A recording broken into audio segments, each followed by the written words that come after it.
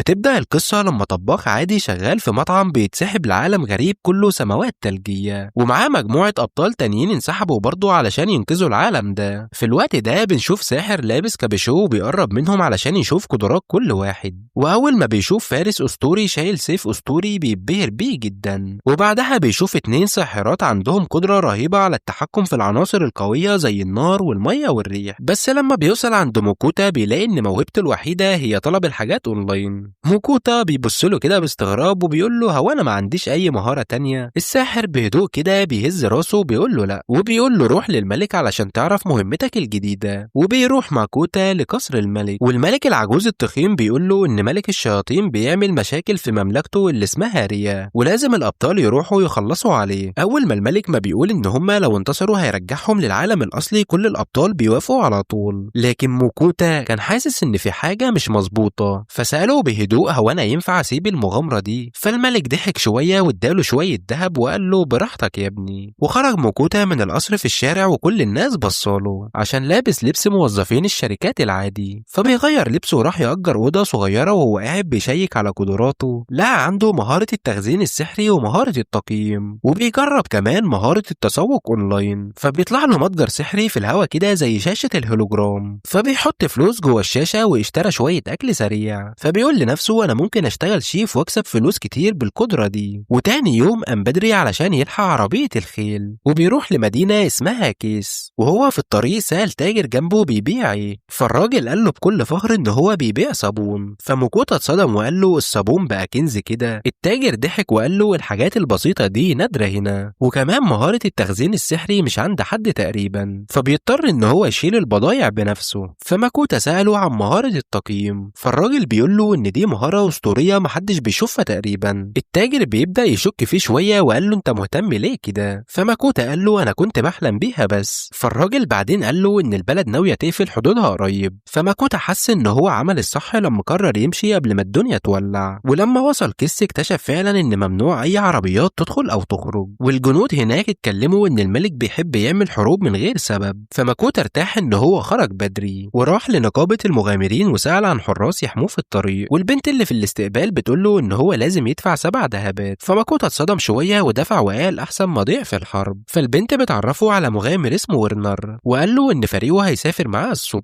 وتاني يوم اتحركوا مع بعض، وبعد شوية سفر بيقفوا يرتاحوا، وماكوتا بيبدأ يجهز مطبخه المتنقل، وباقي المغامرين بيتصدموا من الأدوات اللي معاه، أدوات غريبة وتخزين سحري وحاجات ما شافوهاش قبل كده، وطبخ لهم سندوتشات طازة وطعمها كان خرافي. فرنر بيحس بالذنب وقال له مش هينفع ناكل أكل فخم كده ببلاش، لكن ماكوتا ضحك وقال له عادي يا عم ما تقلقش. وبعد ما كسبوا ثقتهم بيكملوا طريقهم، لكن بيهجم عليهم شوية وحوش شبه الحشرات، وماكوتا بيخاف جدا أول ما نطت حاجة عليه، وباقي الفريق دخلوا يقاتلوا لحد ما ظهر خنزير بري وقتلوه. ماكوتا بيخزن لحمه في التخزين السحري، وبعدين طبخ لهم شويه لحمه سخنه والكل اكل وشعر ان هو نشيط اكتر. وماكوتا استغرب وقال انا عملت شوربه عاديه يعني، وهو مش فاهم هو ليه بتزيد طاقتهم كده. واستخدم مهاره التقييم وشاف فعلا ان الاكل بتاعه بيرفع القدرات. اتخض جدا وبص في الطبق وقال انا ممكن ابقى عبد لو الناس عرفت. فبيقرر ان هو يحتفظ بالسر ده. وفي نص الليل وهو نايم في عينين خضراء بتراقبه من بعيد. وتاني يوم طبخ لهم اكل تقيل شويه وكلهم كانوا مبسوطين، لكن الفرحه ما كملتش. وفجاه ظهر ورا ماكوتا وحش اسطوري ضخم اسمه فيرنر وبيشع طاقه مرعبه، وماكوتا بيتجمد مكانه من الخوف. لكن الوحش بدا يزعق وبيهدده علشان يديه اكل، وبعد ما شم ريحه الاكل نسي تهديداته كلها وبدا ياكل بشراسه زي الكلب الجعان. وماكوتا اتوتر جدا اول ما شاف الكلب العملاق فيرنر واقف بيبص له بعينيه الجعانه، وبدا بسرعه جدا يطبخ طبقات تانية من اللحمه علشان يشبعه. وكل ما يخلص وجبه الكلب ياكلها في لقمه واحده، لحد ما ماكوتا خلى كل اكل السوق السحري بتاعه فاضي تماما. وفيرنر بعد ما خلص اكل وقف كده يتنفس بارتياح وقال له بصراحه كده انا متفاجئ انك شبعتني بالاكل القليل ده. وبعدين بص له بنظره غريبه وقال له انا عاوز اعمل عقد معاك. ماكوتا اتجمد وقال له بخوف لا عقد ايه؟ انا مش مستعد اتعامل مع وحش خطر زيك. بس فيرنر كان مصر ومش سايبه يتكلم، لحد ما ماكوتا بص لفريق ويرنر وسالهم بخوف يا جماعه اثق فيه؟ كلهم كانوا مرعوبين بس بيهزوا راسهم ان هم موافقين، والوحش بيقرب منه وضغط راسه على صدر موكوتا فبينور نور ساطع وظهر بينهم العقد. وبعدها الوحش بيجلس بكل فخر وقال لموكوتا من النهارده تطبخ لي 3 طبخات كل يوم. فموكوتا بيكون واقف مصدوم كده وبيقول له ايه. بعدين فرنر بيقول له ان هو عاوز اسم جديد، فموكوتا بيقول له بهزار كده نسميك بوب. فالكلب اتنرفز وقال له انا مش كلب بيت يا بشري، فبيختار لنفسه اسم فيل. بعد الصدمه دي الفريق بيكمل طريقه وكلهم قلقانين ازاي هيعدوا الحدود ومعاهم الوحش العملاق ده. ورنر قال اكيد ملوك مملكه فينان هيبقوا مهووسين بيك يا موكوتو. وموكوتا كان بيغلي من جوه وقال هو انا ماشي ليه الناس كلها بتبصلي كده. وبعد شويه وقفوا عشان الغدا وفيل على طول طالب حصته وبيقول له فين اكلي. فموكوتا قال له مفيش مكونات كفايه روح اصطاد بنفسك. والغريب ان فيل سمع الكلام ومشي بطاعه. فالفريق اتصدم وقال ده بيأمر وحش اسطوري كانه بيأمر كلب صغير. فموكوتا بص لهم وقال لهم بهدوء هو عادل، اللي عاوز ياكل لازم يجيب الاكل بنفسه. بعد شويه فيل رجع شايل طائر صخري عملاق من نوع نادر جدا لدرجه ان فريق ويرنر عمرهم ما لمسوا حاجه زيه. ماكوتا ساله ممكن اخد باقي الطائر ابيعهم، فقال له فيل خد اللي انت عايزه بس اللحمه دي ليا. والفريق بيسلخ الطائر وماكوتا بيبدا يطبخ الغداء. وفيل بدا يتنرفز من الانتظار بس ماكوتا قال له استنى شويه وجبتك الكبيره دي بتاخد وقت. وبعد ما خلصوا اكل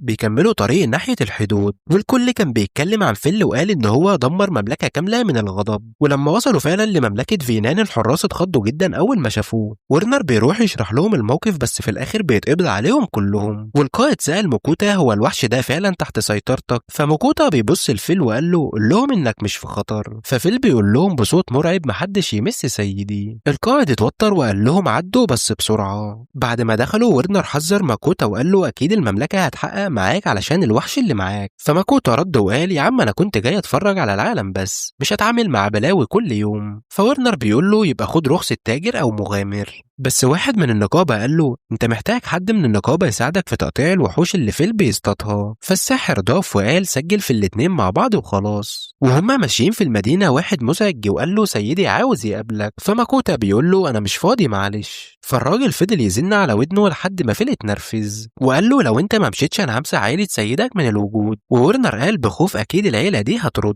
والساحر ضحك وقال حتى جيش بينان كله مش هيقدر على فيل. وواحد من الفريق قال يمكن التنين هو اللي يقدر عليه. وفيل بيرد وقال بكل فخر اخر مرة اتخانقت مع تنين كلنا كنا متكافئين. وورنر بيقول له كده طلبنا خلص مع السلامة يا صديقي. وماكوتا بيروح نقابة التجار علشان يبيع الحاجات اللي اصطادها فيل. واول ما دخل الناس كلها فضلت مبهورة بالكلب اللي كان وراه. فماكوتا بيقول للموظفة عاوز اسجل. فشرحت له ان النقابة مستقلة ومش تبع اي مملكة وان فيها 5 مراتب من حديد لحد ميسيريل وبتديله كارت حديد اولي. وماكوتا بيشكرها وبيقول لها هرجع لك ابيع الغنايم بعدين. وبعدها خرج بره وبيربط فيل في الاسطبل وقعد يطبخ له الغدا والمره دي بيحط له صوص ستيك على الاكل. وفيل كان مبسوط جدا والمره التانيه بيغير الصوص. وفيل اتفاجئ وقال نفس اللحمة بس الطعم مختلف. وبيقعد يجرب صوصات كتير لحد ما اختار صوص التوم المفضل. وبعد ما اكله ماكوتا بيعمل نفسه طبق رز بالستيك. وفيل بيشم الريحة وجرب منه وطلع بيحبه هو كمان. فماكوتا بيعمل زيادة علشان ياكل هو كمان. في الاخر وهو بياكل قال الحمد لله ان عندي مهارة الطلب اونلاين، الاكل هنا هيجنني. وبعد العشاء نام مرتاح بس قبل ما ينام بيحضر حاجة بسيطة كده لليوم اللي بعده. وفي الصباح راح تاني لنقابة التجار ومعاه كيس الغنايم. واول ما الموظفه بتبص جوه سابت كل حاجه وجريت. وماكوتا بيقف متوتر وقال هو انا عملت ايه؟ بس رجعت معاها مدير النقابه اللي قال الملح والفلفل بتوعك نقيين لدرجه ان احنا نقدر نبيعهم للعيله الملكيه. والماستر بتاع النقابه عرض يشتري كل البضاعه اللي مع موكوتو وبيساله هو انت جبتها منين؟ بس موكوتا بيتلخبط وما كانش عاوز يقول السر. ولما الراجل لاحظ ان ماكوتا مش عاوز يتكلم بطل يساله وبيعرض عليه 10 عملات ذهب مقابل البضاعه كلها. وماكوتا اتصدم لانه كان شاري التوابل دي بكام عمله نحاس بس. فالماستر افتكر ان سكوته ده معناه ان هو مش عاجبه السعر فزود العرض ل 15 عمله من الذهب. فكوتا بيوافق فورا وقال في نفسه ان هو لا غلطه في النظام زي الغشاشين اللي بيكسبوا ذهب بلا حدود. وبعد ما بياخد الفلوس بيروح لنقابه المغامرين علشان يسجل نفسه. والموظفه هناك ادته كارت العضويه من اقل رتبه جي وقالت له ان هو لازم يعمل مهمه واحده كل شهر علشان يحتفظ يحتفظ بعضويته. وماكوتا بيوافق وبيختار مهمة سهلة زي إن هو يجمع شوية أعشاب طبية. وبعد كام يوم بيخرج من المنزل وتمطى كده في الشمس وناوي يبدأ يومه. وفيل بيقول له إن هو مش هيتحرك غير لما ياكل الأول. وبعد ما بياكل بيروحوا سوا لمكان المهمة. وفيل بيشتكي له إن الفطار مش كفاية. فماكوتا بيقول له إن هو يروح يصطاد شوية لحمة لحد ما يخلص هو جمع الأعشاب. بس فيل قبل ما يمشي بيعمل عليه درع سحري يحميه. وماكوتا بيبدأ يستخدم مهارة التقييم بتاعته وبيلم بيها الأعشاب واحدة واحدة. وفعلا بيخلص المطلوب بسرعة وجمع كمان شوية زيادة علشان الطبخ.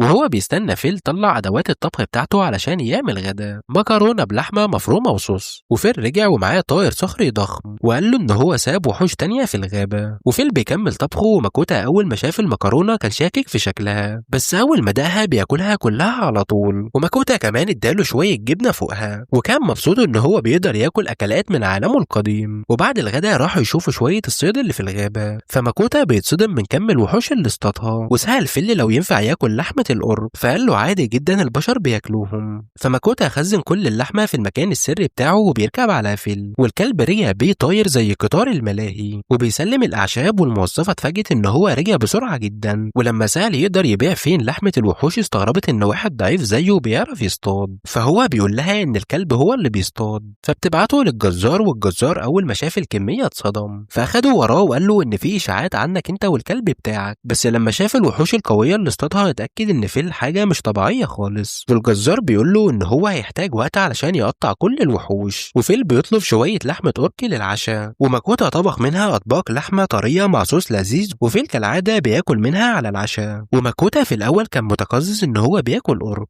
بس بعد أول لقمة بيغير رأيه وابتلعها كلها وقال يا سلام دي أحلى لحمة. وتاني يوم راح للجزار واستلم اللحمة بتاعته ومعاها أكتر من 200 عملة من الذهب. وقال له إن الوحوش اللي من الرتبة العالية دي غنيمة كبيرة جدا. واداله كمان كريستالة سحرية من وحش رتبة إيه. وبين الكلام الجزار بيسأله عن الإشاعات اللي بتقول إن الكلب بتاعه مش فيرنر أسطوري وإن هو مجرد ذئب قوي. فماكوتا ضحك وهو ماشي وبيقول في نفسه إن هو لازم يخبي هوية فيل علشان الأمان. وبعدها بيخرجوا من المدينة ووقفوا في نص الطريق يرتاحوا. وماكوتا بيسأل فيل لو عاوز يطلب أكل فخم من النت بتاع العالم القديم. وفيل عينيه كانت بتبرق من الجوع. وأول ما الأكل وصل بياكله كله. وماكوتا بيديله قطعة ستيك واجيو الثمينة. وفيل بيقول دي صغيرة قوي بس أول ما دقها اتجنن من الطعم. وماكوتا شرح له إن الأبقار دي بتتربى مخصوص علشان الطعم يبقى مثالي. وفيل اتفاجئ إن البشر بيربوا الحيوانات للأكل بدل الوحوش. وبعد العشاء فيل بيقول له إن هو حاسس بالقوة الكفاية علشان يقابل التنين اللي قتله زمان. وماكوتا فتح الحالة بتاعته ولاحظ إن أكلة واجيو زود قوة فيل بنسبة 50%. وفيل سابه وراح يصطاد تاني. وماكوتا نام بهدوء على الفرشة الناعمة بتاعته.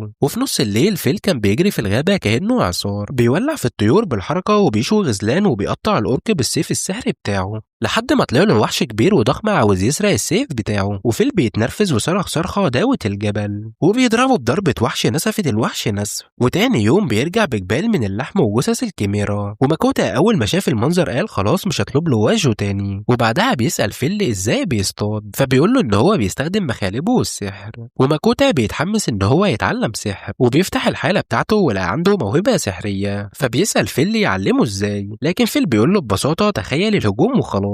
وماكوتا بيحاول يتخيل كرة نار بتخرج من ايده بس كان شكله زي الطفل اللي بيلعب. وفيل بيضحك وقال له لازم تحس بالطاقة وهي ماشية في جسمك الأول. وبيبدأ يلمس جسمه علشان يحس بالطاقة السحرية. بس ماكوتا تعب قوي أول ما جرب وقرر يسيب الموضوع بعد أول شرارة. ففيل بيقول له روح اتمرن وسط الوحوش. وماكوتا خاف وفيل ببساطة مسكه ورماه في معسكر جوبلينز وقال له اتصرف وبيروح هو يصطاد. وماكوتا بيجري منهم وهو بيصرخ ورمى كرة نار واحدة بتقتل واحد منهم بس الباقيين كانوا وراه لحد ما اتكعبل في حجر. والجوبلين بيهجم عليه بس فجأة درع فيل السحري بيحميه. وجوه السحر اللي بيحميهم ماكو بيبدأ يرمي كرات نار على الجوبلين وآخر واحدة فعلا خدت كام واحد منهم. وبعد كده وقع على الأرض من كتر التعب ونام مكانه. وفيل بيجيله في الآخر وشاله ومشي بيه. والليل بيجي وماكوتو صحي مفزوع ومتعرق بس أول ما حس بالأمان هدي شوية. وفيل بيمدحه في آخر كرة نار عملها وبيقول له شاطر يا واد. بس ماكوتا بيبدأ يعيط علشان حط نفسه في خطر كبير. كتير، وبنلاحظ ان ماكوتا بيزيد في المستوى. وفيل بيديله جسم ملك الغوبلين وقال له شوف لو في حجر سحر نبيعه ونجيب لحمة وجيون تاني. بس الشيف المسكين كان متعب وقال له مفيش لحمة دلوقتي. وماكوتا بيحاول يقوم علشان يحضر عشاء بس من كتر التعب بيقع تاني، وبيطلب شوية معجنات من المتجر بتاعه. وفيل كان زعلان ان هو مش هياكل لحمة، بس اول ما داق العيش قال ده جميل قوي وطلب شوية حلويات كمان. وماكوتا بيحذره وقال له انت كده هتتخن يا فيل. ففيل بيضحك وبيقول له انا عندي بركة من زعيمة الرياح نرنر. وماكوتا بيتنرفز وقال يا رب اديني بفة زيه. وصوته كان واصل للسما، وساعتها ست غامضة كانت قاعدة عند بحيرة بتضحك بخفة. تاني يوم وصل ماكوتو لمدينة جديدة، بس الناس اول ما شافوا الوحش الكبير اللي وراه اتخضوا،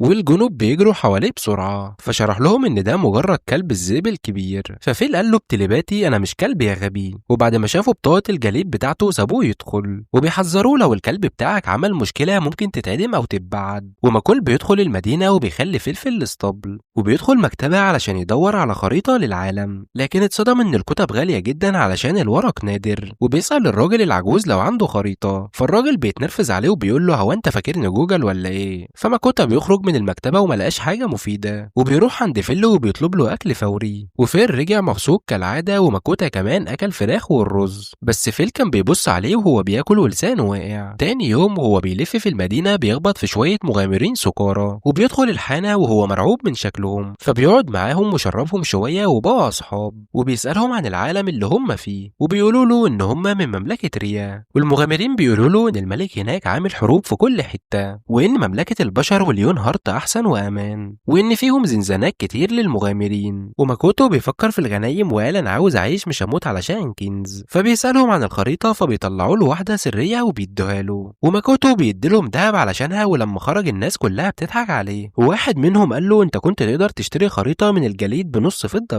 بس بيكون خلاص اشترى الخريطة وطلع مع فيل ناحية الشرق، وكان متحمس إن هو يشوف البحر. والزعيمة إرنر كانت غيرانة جدا، وبتقول إزاي البشري ده سرق خادمي بالأكل. وفيل بياخده على طريق البحيرة وبيسعق كل السمك بالكهرباء، وماكوتا بيختار سمك التاروت العادي. ولما فيل بيقول له ياخد البنفسجي بيرفض لأنه سام، وبيجمع السمك والحطب وبيبدأ يجهز مشاوي السمك. وفيل كان متحمس جدا، وماكوتو بيقول له استنى شوية لسه ما استواش. ولما الأكل خلص الاتنين بيقعدوا ياكلوا بشراهة، وماكوتا بيفتح إزازته وبياكل وهو بيستمتع. وفيل بعد ما بيخلص بيطلب كمان. بس بعد العشاء ماكوتا بيشوف سلايم صغير وبيقول ازاي الحاجز لسه ما اشتغلش. وفيل بيقول له ان ده سلايم مش خطر، وماكوتا بيحن عليه وقعد يطعمه. بس السلايم بيروح ياكل الزبالة كلها، وماكوتا بيخاف على مطبخه ووقفه بسرعة، بس بيفرح لما السلايم بينظف كل حاجة. وفجأة السلايم بينط في حضنه، وفيل قال له ده خلاص بقى تابعك. ماكوتا اتصدم وقال من غير عقل، وفيل قال له خلاص ان هي كفاية. وساعتها بقى بيقول له انا هسميه سوي. وتاني يوم ماكوتا بيحاول يعمل تعويذة حجر، بس اللي بيطلع بقى حجر رمل صغير. وفيل بيقعد يضحك عليه جامد، بس ماكوتا كان فرحان ان هو قدر يتحكم في عنصر جديد. ولما بيقترح عليه تدريب عملي تاني، ماكوتا بيفتكر كوارث الغوبلين وبيقول له مستحيل. ففيل بيقول له خلاص خليك ضعيف كده بقى. بعد كده ماكوتا بيقعد يرتاح، وسو بيطلع على حجره ولاحظ ان هو زاد مستويات كتير، ففكر ان الزبالة من عالمي اكل نادر هنا. ففيل بيقطعه وبيقول له فين الاكل. فبيقوم الشيف المسكين يحضر وجبة جديدة ليهم هما التلاتة، وماكوتا بيقرر يعمل اكلة بلحم الأورك المتبل. وفيل أول ما شم ريحتها بدأ يلتهمها كأنه ما أكلش من سنة. وماكوتا بيبص له بيضحك وقال لسوي جرب الأكلة دي بدل ما تاكل من الزبالة. وبعد كده بدأ ياكل حصته وهو مستمتع جدا. وبعد ما خلصوا ماكوتا حس إن هو خلاص اتعود على لحم الأورك، وبص على سوي وهو بينظف أدوات المطبخ من غير ما يطلب منه حتى، وبيقول في باله ده كده بيوفر عليا شغل كتير. وقرر يحتفل بأول أكلة حقيقية لسوي، فبيطلب شوية كعكة حلو بالشاي الأخضر، وبيسأل سوي تحب الحلوى دي. فالسلايم بينط وبيقول له اه. تاني يوم الصبح فيل كان واقف بيبص للسما، وسوي بيصحي ماكوتا بلطافة. وبعد ما قام فيل قال له انا جات لي رسالة من الزعيمة نرنر. فماكوتا اتصدم، بس فيل شرح له انها عاوزة تديله بركته مقابل ان هو يبعت لها شوية حلويات كل اسبوع من عالمه. وفيل قعد مستغرب وبيقول زعيمة قوية زي دي عايزة اكل. وفيل بيقول له ان البركة دي هتحميه من اي سم او مرض وهتزود سحره، بس لازم يفتكر يبعت الحاجات في ميعادها. وماكوتا بيسأله طب ازاي اوصل الحاجات دي؟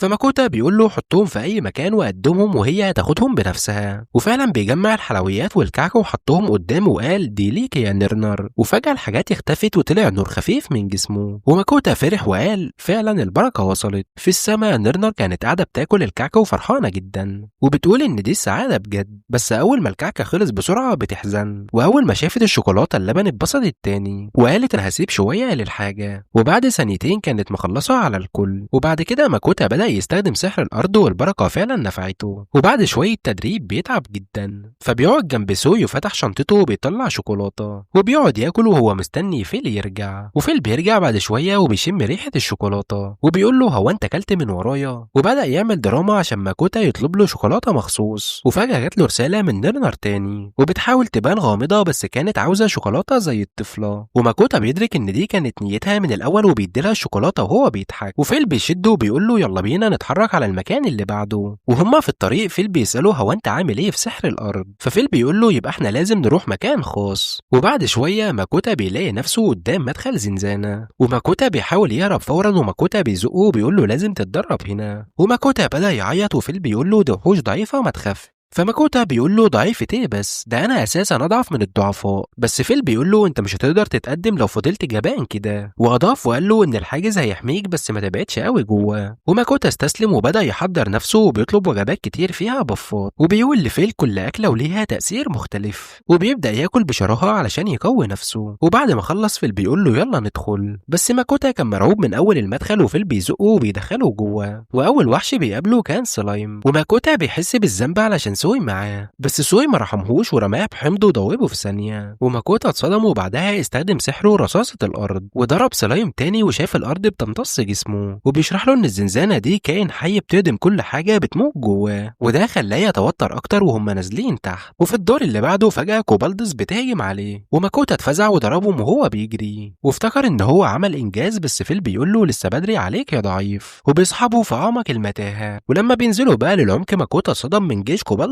كامل، وماكوتا بيخاف وبيقول له انا مش هدخل المعركه دي، وفيل بيقول له انت هتدخل بالعافيه وبيرميه في نص الوحوش، والوحوش هجمت عليه وماكوتا فضل يصرخ زي البنات بس الحاجز حماه. وسوي كان بيدوب الوحوش واحد ورا التاني، ولما شاف انه امن بدا يضربهم برصاص الارض وبدا يموتهم كلهم واحد ورا التاني. وبعد ما خلص الدور كله شاف 2 كوبلد بيهربوا، بس وحش ضخم بيطلع وبيوقفهم وهو ملك الكوبلد، وماكوتا بيقف مذهول بس جري زي المجنون. وفيل بيقول له انت مش هتنتصر وانت بتجري، وبيبدا يرمي رصاص ارض بس الوحش بيصدهم بسهوله. وماكوتا فضل يحاول لحد ما المانه بتاعته خلصت، والوحش هجم عليه وافتكر خلاص ان نهايته وجسمه هيتحولوا لبراد ذاب، بس الضربه اتوقفت عند الحاجز. وفيل بيقول له انا كنت بهزر الحاجز لسه شغال، وبيقول له انا كنت عاوزك تاخد الامور بجد. وسوي استغل اللحظه وهاجم الوحش ودوبه بالكامل، وماكوتا وقع من التعب والسلايم بدا ينور. وبعد شويه بيصحى بره الدنجون، ولما شاف سوي بيساله هو انت كويس، والسلايم بيرد عليه وبيقول له انا بخير. وماكوتا بيتصدم وبيقول له هو انت بتتكلم، وسوي بيقول له ان هو اتطور بعد ما هزم ملك الكوبل، ولما بيبص على حالته هو يكتشف ان هو اضعف من سلايم عمره اسبوعين. وبيسال عن فيل وسوي بيقول له ان هو راح يعمل حاجه بره. وبعد شويه بيرجع فيل بدم على مناخيره، وفيل بيقول له هات اكل حقيقي بقى. وماكوتا بيزعله بيقول له هو انت ازاي كدبت عليا في موضوع الحاجز، ففيل بيقول له لو انت ما خفتش مش هتتقوى. فبيضطر ان هو يطبخ وجبه جديده، رز بمرق بيض طاير الصخر وبياكلوا كلهم وهم مبسوطين. وبعدها سأل فيل كلمت سوي، وسوي بيقول عمه فيل لطيف. وفيل اتجنن وقال انا مش عمك، وسوي بدأ يعيط وماكوتا بيشيله وبيحن عليه، وفيل بيستسلم وبيقول له ماشي خليه يقول لي يا عمو. وفيل كان بيكتم دموعه من الإحراج، وماكوتا كان بيطبطب على سوي وهو حاسس بالسعادة ان فريقه كبر. تاني يوم وهم بيجروا في الغابة فيل بيقول له ان هم داخلين على اراضي الأرسوس والجريفين، فماكوتا بيتخض وبيقول يا مصيبتي. ففيل بيقول له ان هم ما يقدروش يقربوا منك، وماكوتا بيحاول يرجع بس فيل بيقول له ما تخافش احنا دخلنا خلاص. وفجأة شوية أرسوس هبل بيهجموا، وماكوتا بيجري يستخبى في الشجرة هو وسوي، وفيل بيقول له جه الوقت علشان نعلمهم الأدب. وأول واحد هجم عليه فيل مسحه من الوجود من غير ما يلمسه، والباقيين بيشوفوا المنظر وبيجروا بأقصى سرعة. وماكوتا خرج وقال له ازاي ضربته من غير ما تلمسه، ففيل بيقول له ان في مخالب سحرية من بعيد، وسوي بيسأله هو ينفع نعمل كده احنا كمان، وماكوتا بيضحك وبيقول له انت عندك حاجة أقوى، رشة الحمض السحرية بتاعتك. وفيل واقف واقف وبيقول بجد السلايم سرق الأضواء مني. في نص الليل لاكوتا كان بيملى المية في جردل كده بهدوء، بس ماكوتا اتخض لما سمع صوت غريب كده جاي من ورا الشجرة، وقام فيل وقال له هو بيتمطع كده مالك مرعوب كده ليه؟ ومفيش أرسوس ولا حاجة، هما مش هيظهروا تاني. وبعدين فيل بيطلب العشاء كالعادة، وماكوتا بيجهز الأكل وهو متغاظ 3 أسابيع كمان في الغابة دي، وبيبدأ يطلع لحم ثعبان أسود ويعمل عليه صوص حلو وحريف عليه، وبعد ما خلص بيحاول يقنع نفسه إن دي فراخ مش تعبان، لكن فيل ما استناش وبيخطف كل الأكل لوحده وبياكل زي الوحش. وماكوتا بيقول خلاص وطبخ كمان دفعة علشان فيل وسوي ياكلوا، وبعد ما خلصوا ما فاضلش غير حتة صغيرة عملها سندوتش وخلصت الحكاية. تاني يوم الصبح فيل كان بيجري في الغابة بسرعة الريح، ووقف فجأة لما شاف شوية فطر نادر بيشفي أي جرح حتى لو كسر. وماكوتا نزل وبيجمعهم بعناية وخلى سوي ياكل شوية منهم، وفجأة سوي بيبدأ ينور، وماكوتا بيتخض بس سوي بيطمنه إن هو كويس. فماكوتا بيعمل عليه مهارة الفحص، ولقى عنده مهارة جديدة صناعة الجرع. وفيل قال له إن السلايم بياخد خواص المواد السحرية اللي بياكلها، فماكوتا اتحمس وبيقول لسوي يجرب يصنع أول جرعة ليه. والسلايم بيبدأ يطلع سائل من دراعه، وماكوتا بيبدأ يجمعه بسرعة في إزازة، وطلعت جرعة علاج من النوع الفاخر. وماكوتا بيقول يا نهار أبيض دي تشفي الزومبي تقريبا، وبيسأل سوي لو يقدر يعمل أنواع أقل، فبيرد عليه بحماس وبيقول له أقدر. وفيل بيتبسط جدا وبيقول له برافو يا عبقري، وسوي طار من الفرحة وبينط في حضن ماكوتا اللي قعد يدلع فيه كأنه ابنه. بعد كام يوم بيوصلوا لمنطقة الجريفل، وأول ما ظهر جريفن ماكوتا بيفتكر المصايب القديمة، لكن الوحش طلب من فيل يتبارز معاه قدام قبيلته علشان يثبت نفسه، وفيل بيوافق، وماكوتا قال له في التلباسي اوعى تقتله يا غبي. المعركة بدأت والجريفن بيطير فوق وبيضرب فيل بسيل من ريشه الحاد. المعركة كانت مولعة لحد ما فيل استخدم تعويذة إعصار ورمى الجريفن في السماء، وماكوتا اتنرفز وبيقول له يا مجنون هتموته كده، بس الجريفن كان فخور ان هو اتقاتل بجد مع أسطورة زي فيرنر. وقبل ما يقع مغمى عليه ماكوتا بسرعة بينادي على سوي وبيستخدم جرعة العلاج عليه، وبيصحى جريفن مكسوف من الهزيمة. وماكوتا وراه ان فيل اتصاب بخدش بسيط، والجريفن اتبسط وقال يعني انا اصبته بجد، وصرخ نداء لقبيلته كلها. ورئيسهم بيشكر فيل على النزال، وبيقول لماكوتا دي ريشة مني علشان تعدي من منطقتنا بأمان في المستقبل. بعد المعركة فيل قال له انا عاوز وليمة ضخمة، انا استهلكت طاقتي كلها. فماكوتا عمل له وليمة من اخر لحمة عندهم، وبيحط لحم ورك بالبقسماط وقلاه، والريحة كانت مالية المكان، وحاول يقنع نفسه ان هو مش بياكل نص انسان. لكن فيل وسوي بيخلصوا على الطبق وبيطلبوا كمان، وفيل بعد كده بيفكروا بالهدايا اللي كان لازم يبعتها لزعيمة نيرنر، وماكوتا وشه شحب وقال نسيت. وتاني يوم بيخرجوا من الغابة، وماكوتا كان طاير من الفرحة وهو بيقول أخيرا وصلنا لمملكة ليونهارد. بس بيقول لفيل اللحمة خلصت يا راجل، وفيل على طول بيجري يصطاد، وهم ماشيين لو قافلة بيهجم عليها لصوص. فماكوتا بيقول لفيل انقذهم وانا اطبخ لك أكلة خرافية، وفيل نزل عليهم بهدير واحد واللصوص خافوا ورموا سلاحهم واتقبض عليهم. والقائد لامبرت بيشكر ماكوتو وبيسأله رايح فين، ولما عرفوا انهم رايحين كالورينا بيقول له تعالى معانا. في الطريق الحراس بيفضلوا يبصوا على فيل بقلق، وماكوتا سمعهم بيتكلموا ان المدن بتتواصل برسائل سحرية، وهو بيقعد يتمتم يا رب محدش يطمع في الكلب ده. في الاستراحة فيل بيفكروا بموعد العشاء، بس اللحمة كانت قليلة، فماكوتا بيعمل نودلز أسطورية والريحة كانت جنان. والمغامرين بيجي يشوفوا، فماكوتا بيرق قلبه واداهم من أكله لحد ما اللحمة خلصت وهو ما كلش لقمة واحدة. والمغامرين بيشكروا ماكوتا وقالوا له احنا هنحرسك وانت نايم. وفي الآخر لما وصلوا لمدينة كارولينا بيسلموا اللصوص للحرس، وماكوتا بيروح معاهم لنقابة المغامرين، وهناك اتصدم لما لقى عضويته اتلغت علشان ما عملش مهمات لمدة شهر كامل. والموظفة قالت له انت كده هتضطر تسجل من الأول، وبتقول له هو انت عاوز تسجل السلايم ده والناس كلها بتضحك عليه. وبعد التسجيل بيروح علشان يبيع اللحمة، والمغامرين بيقولوا له ورينا الوحوش النادرة اللي انت اصطدتها. وهنا ماكوتا وقف وهو مبتسم وبيقول استنوا كده ده يوم طويل جدا يا جماعة. بعد شوية كلهم وقفوا مصدومين قدام جبل ضخم من وحوش خطيرة متكومة فوق بعضها كأنها كومة زبالة، وساعتها بس صدقوا ان فيل هو فعلا الفيرنر الحقيقي. والجزار بقى كان مبسوط جدا وكان متحمس يشتغل على لحمة بالجودة دي.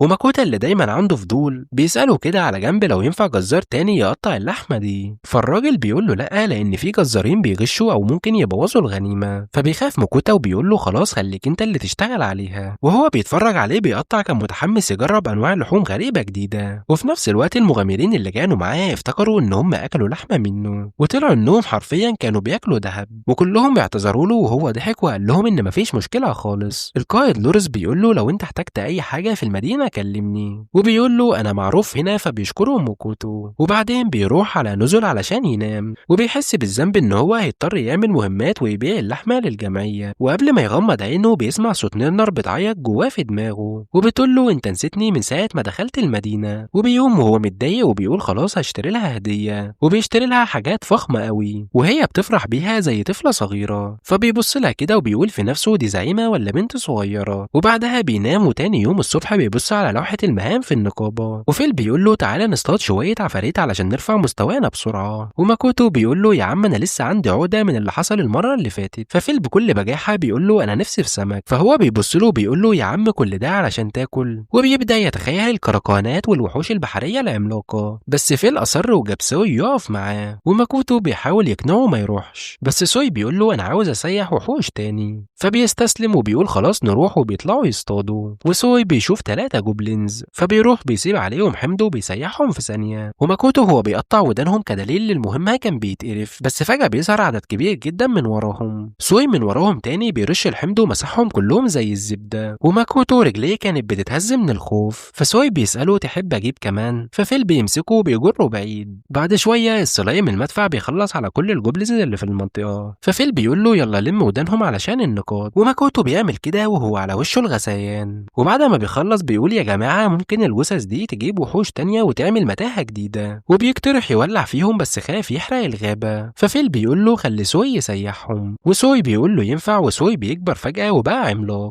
وماكوتو فتح النظام ولقى عنده مهارة جديدة، وبيقول إن هو بقى يقدر يغير حجمه زي ما يحب، وكمان عمل نسخ كتير منه، وكلهم بيبدأوا ياكلوا الجوبلينز لحد ما نضفوا المكان كله. وماكوتو بيبص لفيل وبيقول له هل ده طبيعي؟ وفيل بنفسه كان مبهوت. بعدها ماكوتو بيقول لنفسه الولد ده أقوى من مهاراتي كلها. وبيروحوا يرتاحوا وبياكلوا عيش. وماكوتو بيقول هو ينفع نخلص الترقية دي في يوم واحد كده؟ بس لما رجع النقابة بيتصدم، وكل الأعضاء بيصرخوا من منظر ودان الجوبلينز اللي جابها. والبنت بتاع الاستقبال بتندهله وبتقول له الزعيم عايزك. فبيدخل مكتب ويليام وهو متوتر، وويليام بيسأله عن الجوبلينز. فماكوتو بيقول له ان هو قابل قبيلة كبيرة منهم، وويليام فرح وقال له ان المدينة فعلا كانت بتعاني منهم، فده انجاز كبير. فماكوتو بيرتاح وبيقول الحمد لله مش هيحققوا معايا. ولما ويليام بيمدح فيل على قوته، سوي بيقاطع الكلام وبيقول انا اللي عملت كل الشغل. وويليام بيتفاجئ وبيقول هو انت عندك سلايم ناطق كمان؟ وبعدين بيقول له العيلة الملكية بتوافق انك تعيش حر في المملكة،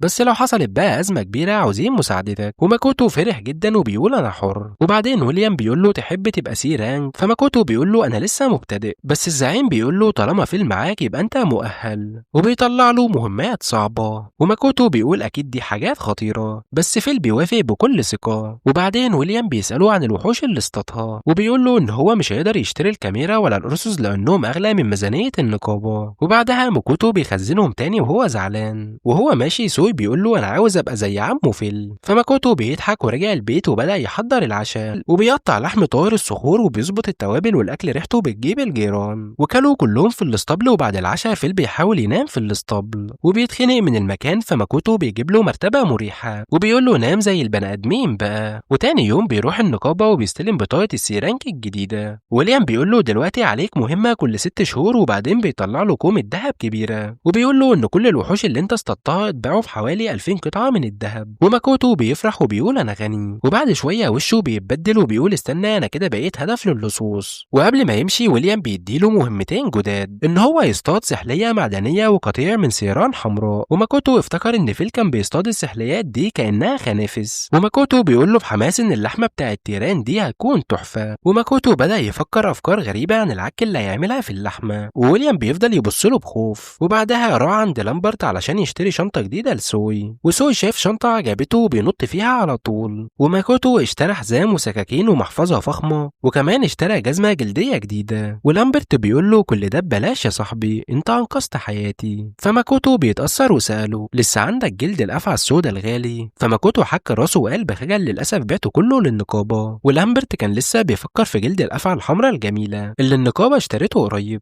وماكوتو وقف ساكت ومقالش ان هو اللي باعه. وهو بيستعد يمشي لامبرت قال له له بص يا ماكوتو، لو لقيت جلد أفعى تاني بحول أنا الأول. فماكوتو بيوافق وبيقول له تمام، وهما راجعين للنزل فيل وهو ماشي جنبه بيقول له بجوع واضح إن إحنا عاوزين ناكل ناجتس تاني. فماكوتو بيضحك وبيقول له تمام يا سيدي، وبيرجع للبيت وماكوتو دخل المطبخ وبدأ الطبخ بحماس، وبيحط اللحمة في الصوص وبيغمرها كويس، وبعد كده بيبدأ يقليها مرتين علشان تبقى مقرمشة. وأول دفعة خلصت وفيل وسوي بياكلوها في ثانية، فبيقولوا له إحنا عاوزين كمان. فماكوتو بيضحك وبدأ يجهز دفعات تانية، وبعد ما شبعهم بيقعد هو كمان ياكل وهو قاعد يتفرج على القمر الكامل في السماء، وبيكون حاسس براحة غريبة. وتاني يوم بيوصلوا المكان السحلية المعدنية، ففيل بيقول له افتح الخريطة يا ماكوتو وشوف احنا فين. وبعد ما اتأكد فيل جري بسرعة رهيبة علشان يشم آثارها، وبعد ما وصل بيلاقي كهف ضخم في الغابة، وماكوتو بيقول له بخوف انا ممكن استنى بره. وطبعا فيل بيطنش وبيدخله بالعافية، وهم جوه الكهف فيل بيلمح السحلية وهي بتاكل حديد، وماكوتو لاحظ ان جسمها بينور وبيبرق وواضح انها اتطورت وبقت سحلية ميسوريل. وفيل بيقول له خلي بالك الجلد ده مضاد للسحر، يعني الهجمات السحرية مش هتأثر عليها. ففيل بيقول له يا مصيبتي، لكن قبل ما يكمل فيل بيخلص الموضوع بصعقة، وماكوتو قعد يحزن على روحها وبيخزنها في شنطته. وبعدها بيجمع شوية خام من الكهف علشان يعمل درع ليه، بس فيل بيبص له وبيقول له درع ايه، انا الحاجز بتاعي اقوى من اي معدن. وبعدها بيشيله جري بيه ناحية مستعمرة الثيران الحمراء، وبيقول له انا عاوز اكل لحمة. وماكوتو بيقول له انا هقعد هنا بسلام، وفيل بيقول له تمام وسابه وقام راح لوحده. وماكوتو قرر يبص من بعيد، وفجأة هبت رياح جامدة والدخان اتبدد،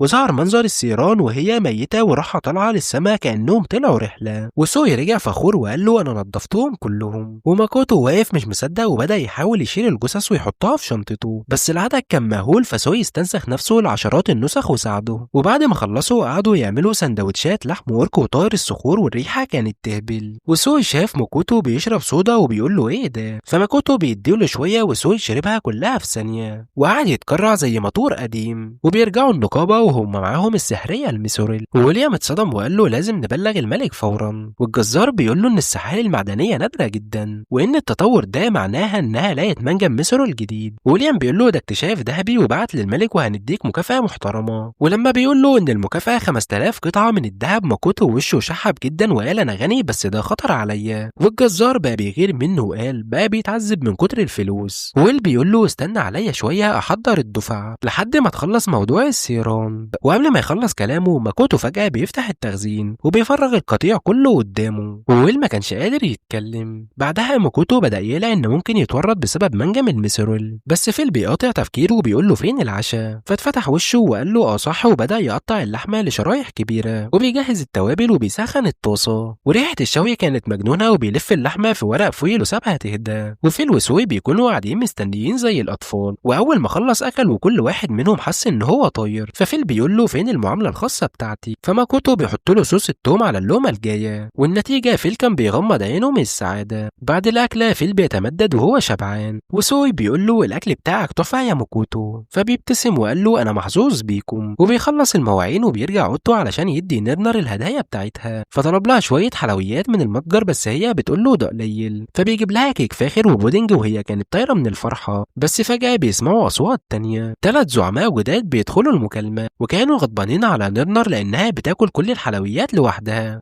والزعيمة الكبيرة كيشار قالت له أنا زعيمة الأرض، ولو أنت استخدمت سحر الأرض هقويه ليك. وبعدها إيجي قالت له أنا هزود سحر النار بتاعك. ونيرنر بتحاول تدافع عنه وبتقول لهم كفاية بقى بركات هتخلوه ينفجر. فالاتنين بيقرروا يدوله بركات صغيرة، فماكوتو بيسألهم يعني عادي يعني يبقى عنده كل البركات دي، وكذا زعيمة بيقولوا له ولا عمره حصل. وإيجي قالت مش مهم وبركته غصب عنه، وكيشارلي كمان بتعمل كده. ونيرنر كانت متضايقة وبتقول أنا كده هشترك في البني آدم بتاعي. والزعيمة التالتة اتكلمت بهدوء وقالت طب وانا، وعرفت نفسها انها روسلياكا زعيمة المية. ولما عرفت ان هو ما عندهوش سحر مية بدأت تعيط، وكلهم بيقولوا له الحقها وماكوتو كان تايه. بس سوي بيقول له انا ممكن اساعدك، وبيفكر وبيقول تمام. روسلياكا تبارك سوي بدالي، فروسلياكا بتدي لسوي بركة مية ضخمة. وبعد ما الكل هدي ماكوتو بيبعت لهم علبة حلويات ضخمة وبينام بعدها وهو مبتسم. وتاني يوم بيجرب السحر بتاعه وبيرمي كورة نار وبيطلع اقوى بكتير من الاول. وبعدها بيجرب سحر الحجر الحجر وبيطلع برضه أقوى، وسوي بيعمل كرة مية ضخمة ودمرت شجرة عملاقة، وماكوتو بيقول له إياك تجرب ده على حد. في الوقت اللي كان بيتدرب فيه فيل بيرجع ومعاه وحوش جديدة، وكان ماكوتو بنى بيت جديد بالأرض السحرية، ففيل دخل وقال له الأفعى السوداء الأول للعشاء، وماكوتا بيقول له تمام. تاني يوم فيل بيسأله نصطاد لحمة تاني، فماكوتو بيقول له كفاية، نبيع جلد اللحمة الأول للامبرت ونستلم اللحمة من النقابة. تاني يوم بيروح النقابة والجزار بيسلمهم لحمة السيران ومعاها الفلوس، وبيقول له إن إحنا لسه شغالين على السحلية الميسوريل، فماكوتا بيقول له تمام، وبيديله الأفعى السوداء علشان يجهزها، وبيرجع البيت وبيبدأ يعمل الغدا، وبيحط اللحمة في ماكينة فرم، وسوي كان بيلفها بسرعة رهيبة وبيخلطها بالبصل والبيض والبقسماط، وبعد الأكل بيروح يغسل نفسه بس الصابون بتاعه كان بايظ، فبيقرر يطلب من متجره صابون وشامبو فاخر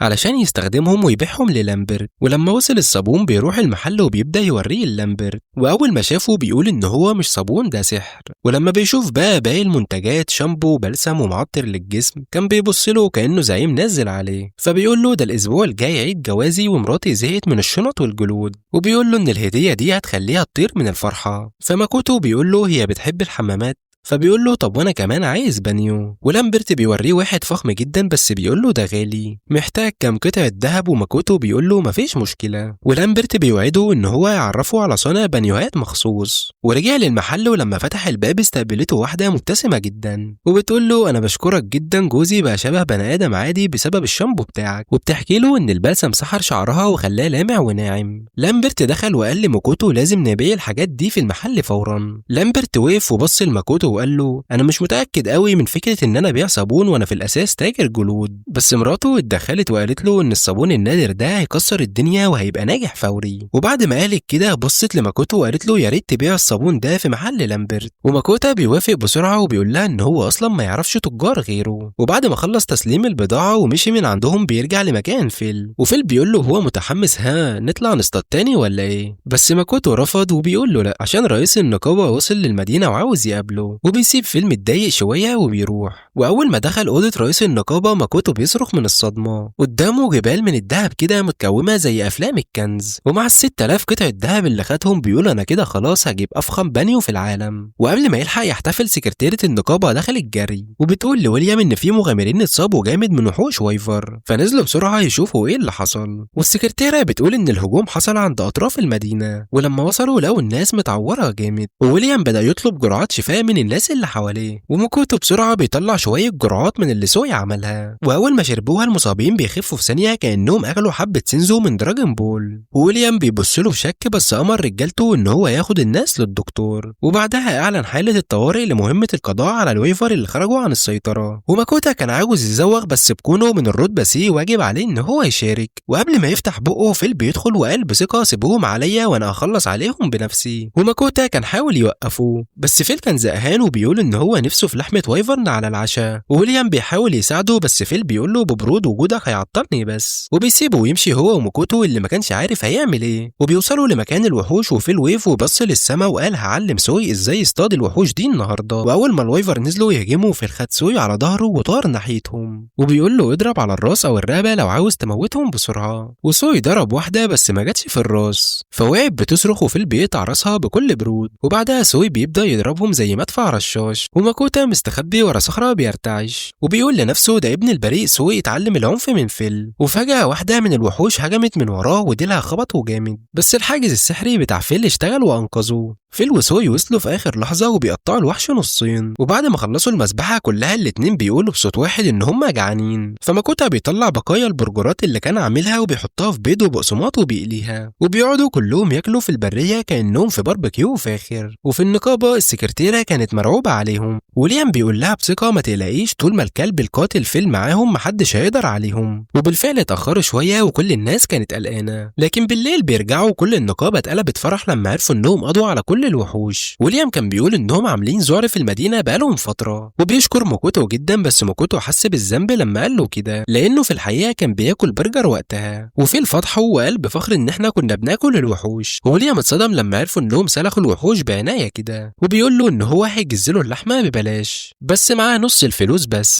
وماكوتا بيقول عادي وبيسلموا اللحمة ومشي يرتاح. في الليل بيفتكر الزعماء اللي باركوه وبيبعت لهم حلوى، بس اجي بتبعت له وبتقول له انها زالت لان نصيبها قليل، ونرنر بتبعت له سرا وبتقول له تزودها هي، وكيشار بتطلب منتجات شعر، وسولكا بتقول له انها عايزه لحمه، وماكوتا بيقول لهم انا كده لما هبعت الهدايا كلكم هتعرفوا، فكلهم سكتوا وهما مكسوفين. واجي انفجرت غضب لما عرفت انهم كلموه من وراها، وماكوتا كان نفسه الارض تبلعه من الاحراج. تاني يوم خرج هو وفيل يروحوا محل البانيوهات، ولما دخل المكان اتخطف من الجمال والطرف، وصاحب المحل كان بيفرجهم على الانواع، وماكوتا اختار البانيو الاخضر البسيط كده، وبيقول للراجل يجهزه بسرعه، والراجل استغرب وبيقول له انت هتدفع كل ده كاش، وماكوتا ضحك وبيطلع شنطه دهب ضخمه وبيرميها قدامه، والراجل اتصدم وبيقول له لو انت عايز حد يوصله لك، بس ماكوتا ببساطه بيخزنه في مساحه التخزين بتاعته. وهو ماشي في الشارع مع فيل بيقول له يلا نمشي من المدينه، الناس كلها بتبص لنا بشكل غريب بعد معركه الوايفرين، وبيخرجوا لغابه هاديه وماكوتا بيبدا يجهز البانيو، وفيل بيسيبه وراح يصطاد، وماكوتا بنى سور من الحجر حوالينه علشان البانيو، وسوي بيبدا يملى له الميه وهو بيسخنها بكرته الناريه، وحط املاح استحمام، وبيدخل البانيو وبيغسل كل التعب والوساخة اللي عليه، وبيشرب زجاجة لبن بعد الحمام، وبعد ما خلص بيبدأ يجهز لحمة الوايفرين، وبيقطع البصل وشوح اللحمة وعمل صوص تقيل وسكبه على الرز، بس فيل اتأخر فقال يعمل طبخة كمان، وجاب خضار وزجاجات وعمل يخنة سخنة، وفجأة سمع صوت بيقول له فيل رجع، فراح يبص بيلاقي قدامه جثة تنين عملاق، ففيل بيقول له بكل فخر كنت زهقان من الوايفرين فقتلت تنين عملاق، وماكوتا بدأ يصرخ وهو مش مصدق اللي قدامه، وبيسأله هنعمل ايه بكل ده محدش هيشتري التنين اصلا، وبيقول له بس على الاقل ناخد اللحمه، بس اول ما شاف ان الاكل ريحته حلوه فماكوتا بيقول له انت مش هتاكل غير لما تستحمى، وفيل بيتنرفز وبيقول له ان هو دايما نظيف، بس ماكوتا اصر وبيطلب له شامبو للكلاب من المتجر، وبيبدا يغسله بنفسه، وفي الحس بالاهانه وبيقول له هو انت بتعاملني ككلب، بس ماكوتا فضل يغسله، واول ما سوي فضل يلعب بالميه ماكوتا جات له فكره، وان هو يستخدم جسم سوي كانابيب ميه دافيه، وفيل في الاول كان محرج بس بعد شويه بيقول له خلي وشي كمان، وبعد الحمام بيهز شعره ونفض الميه على ماكوتو وبيغسله هو كمان، فبيضطر ان هو يستخدم السحر علشان ينشف نفسه. وفيل كان فخور بشكله وبيقول انا كده بقيت شبه انضف كلب في العالم، وبعدين بيسأل عن العشاء كالعاده، وماكوتا بيقدم له طبخه الوايفرين وريحتها كانت خرافيه، ولما دقها فيل بينسى كل حاجه وبيقعد ياكل بشراهه، وبعد ما بيخلصوا فيل بيسأله عن الحله التانيه، فماكوتا بيقول له انها لسه محتاجه وقت، وبيتفقوا ان هما يرجعوا للمدينه، ولما بيرجعوا ماكوتا بيحاول يبيع التنين للنقابه، بس ويليام بيقول له ان احنا حتى ما خدناش تمن مخلب منه، وفيل بيقول له ان هو يقطع اللحمه، لكن ماكوتا بيفكروا ان باقي الاجزاء غاليه قوي، وويليام بيقترح عليه ان هو يروح مدينه دولان لان في نقابه هناك تقدر تتعامل مع التنين، ولما فيل بيسمع انها قريبه من البحر بيفرح جدا وبيقول هنصطاد كائنات بحريه كمان، وماكوتا بيوافق وبيقول تمام، وكل الناس بتضحك عليه في النقابه وهو ماشي، وقالوا عليه ان هو اغرب واهدى شخص في العالم اللي بيتعامل مع تنين كانه دجاجه، وفي الاخر قبل ما يمشي بيودع كل اصدقائه، ويليام بيديله خريطه الرحله وبيقول له خلي بالك من نفسك يا بطل، وماكوتو بيخلص كل تحضيراته هو وفرقته وبيخرجوا يستكشفوا عالم جديد، وبعد شوية في غابة كثيفة مليانة أشجار بيظهر شوية عناكب ضخمة ومرعبة حوالين أرنب صغير، والعناكب بتبدأ تقرب عليه واحدة واحدة، ولما واحدة منهم بتحاول تخطفه علشان تتغدى بيه، وفيل بينط فجأة وبينقذ الأرنب المسكين بصعقة كهرباء قوية، وبيولع في كل مستعمرة العناكب ومسحهم من الوجود، وبعد ما خلص فيل سأل ماكوتو هو لسه في عناكب رجالة شعرانة، ماكوتو بيقول له لا كلهم خلصوا، بس كان قاعد محتار يعمل ايه في جثثهم الشعرانه. فيل بيضحك وبيقول له ان لحم العناكب من جوه طعمه لذيذ جدا، بس فجاه سوي السلايم الصغير بيطلع من شنطه ماكوتو وهو زعلان ان فيل خلص على كل العناكب قبل ما يلعب معاهم، وماكوتو بيحاول يهديه بس فيل بيبدا يغير وبيقول له انت دايما مدلع سوي، وماكوتو اتنرفز عليه وبيقول له وانت يا سيد فيل كل شويه تفضل تعيط لي علشان اعمل لك اكل زي الكلاب الصغيره، واول ما سمع كلمه سناكس عينه لمعت وبيقول طب اعمل لي شويه بقى كده، وماكوتو تنهد وبيقول لنفسه مفيش فايده فيك، وبيحط جثث العناكب في التخزين السحري بتاعه، وبيطلع اللحمه اللي عنده وبيلاحظ ان الانواع قليله، فبيقرر ان هو يعمل وصفه يابانيه اسمها جيوزا، وفيل وسوي بيتحمسوا جدا بس ماكوتو بيقول لهم فجاه استنوا وشوفوا، وبيفتح المتجر السحري بتاعه وبيطلب شويه توابل، وفيل اول ما شاف المتجر بيقول له هات شويه لحمه واغيو بقى، لكن ماكوتو بيقول له بحسم النهارده بنشتري توابل بس، وبعدها بيبدا يقطع الخضار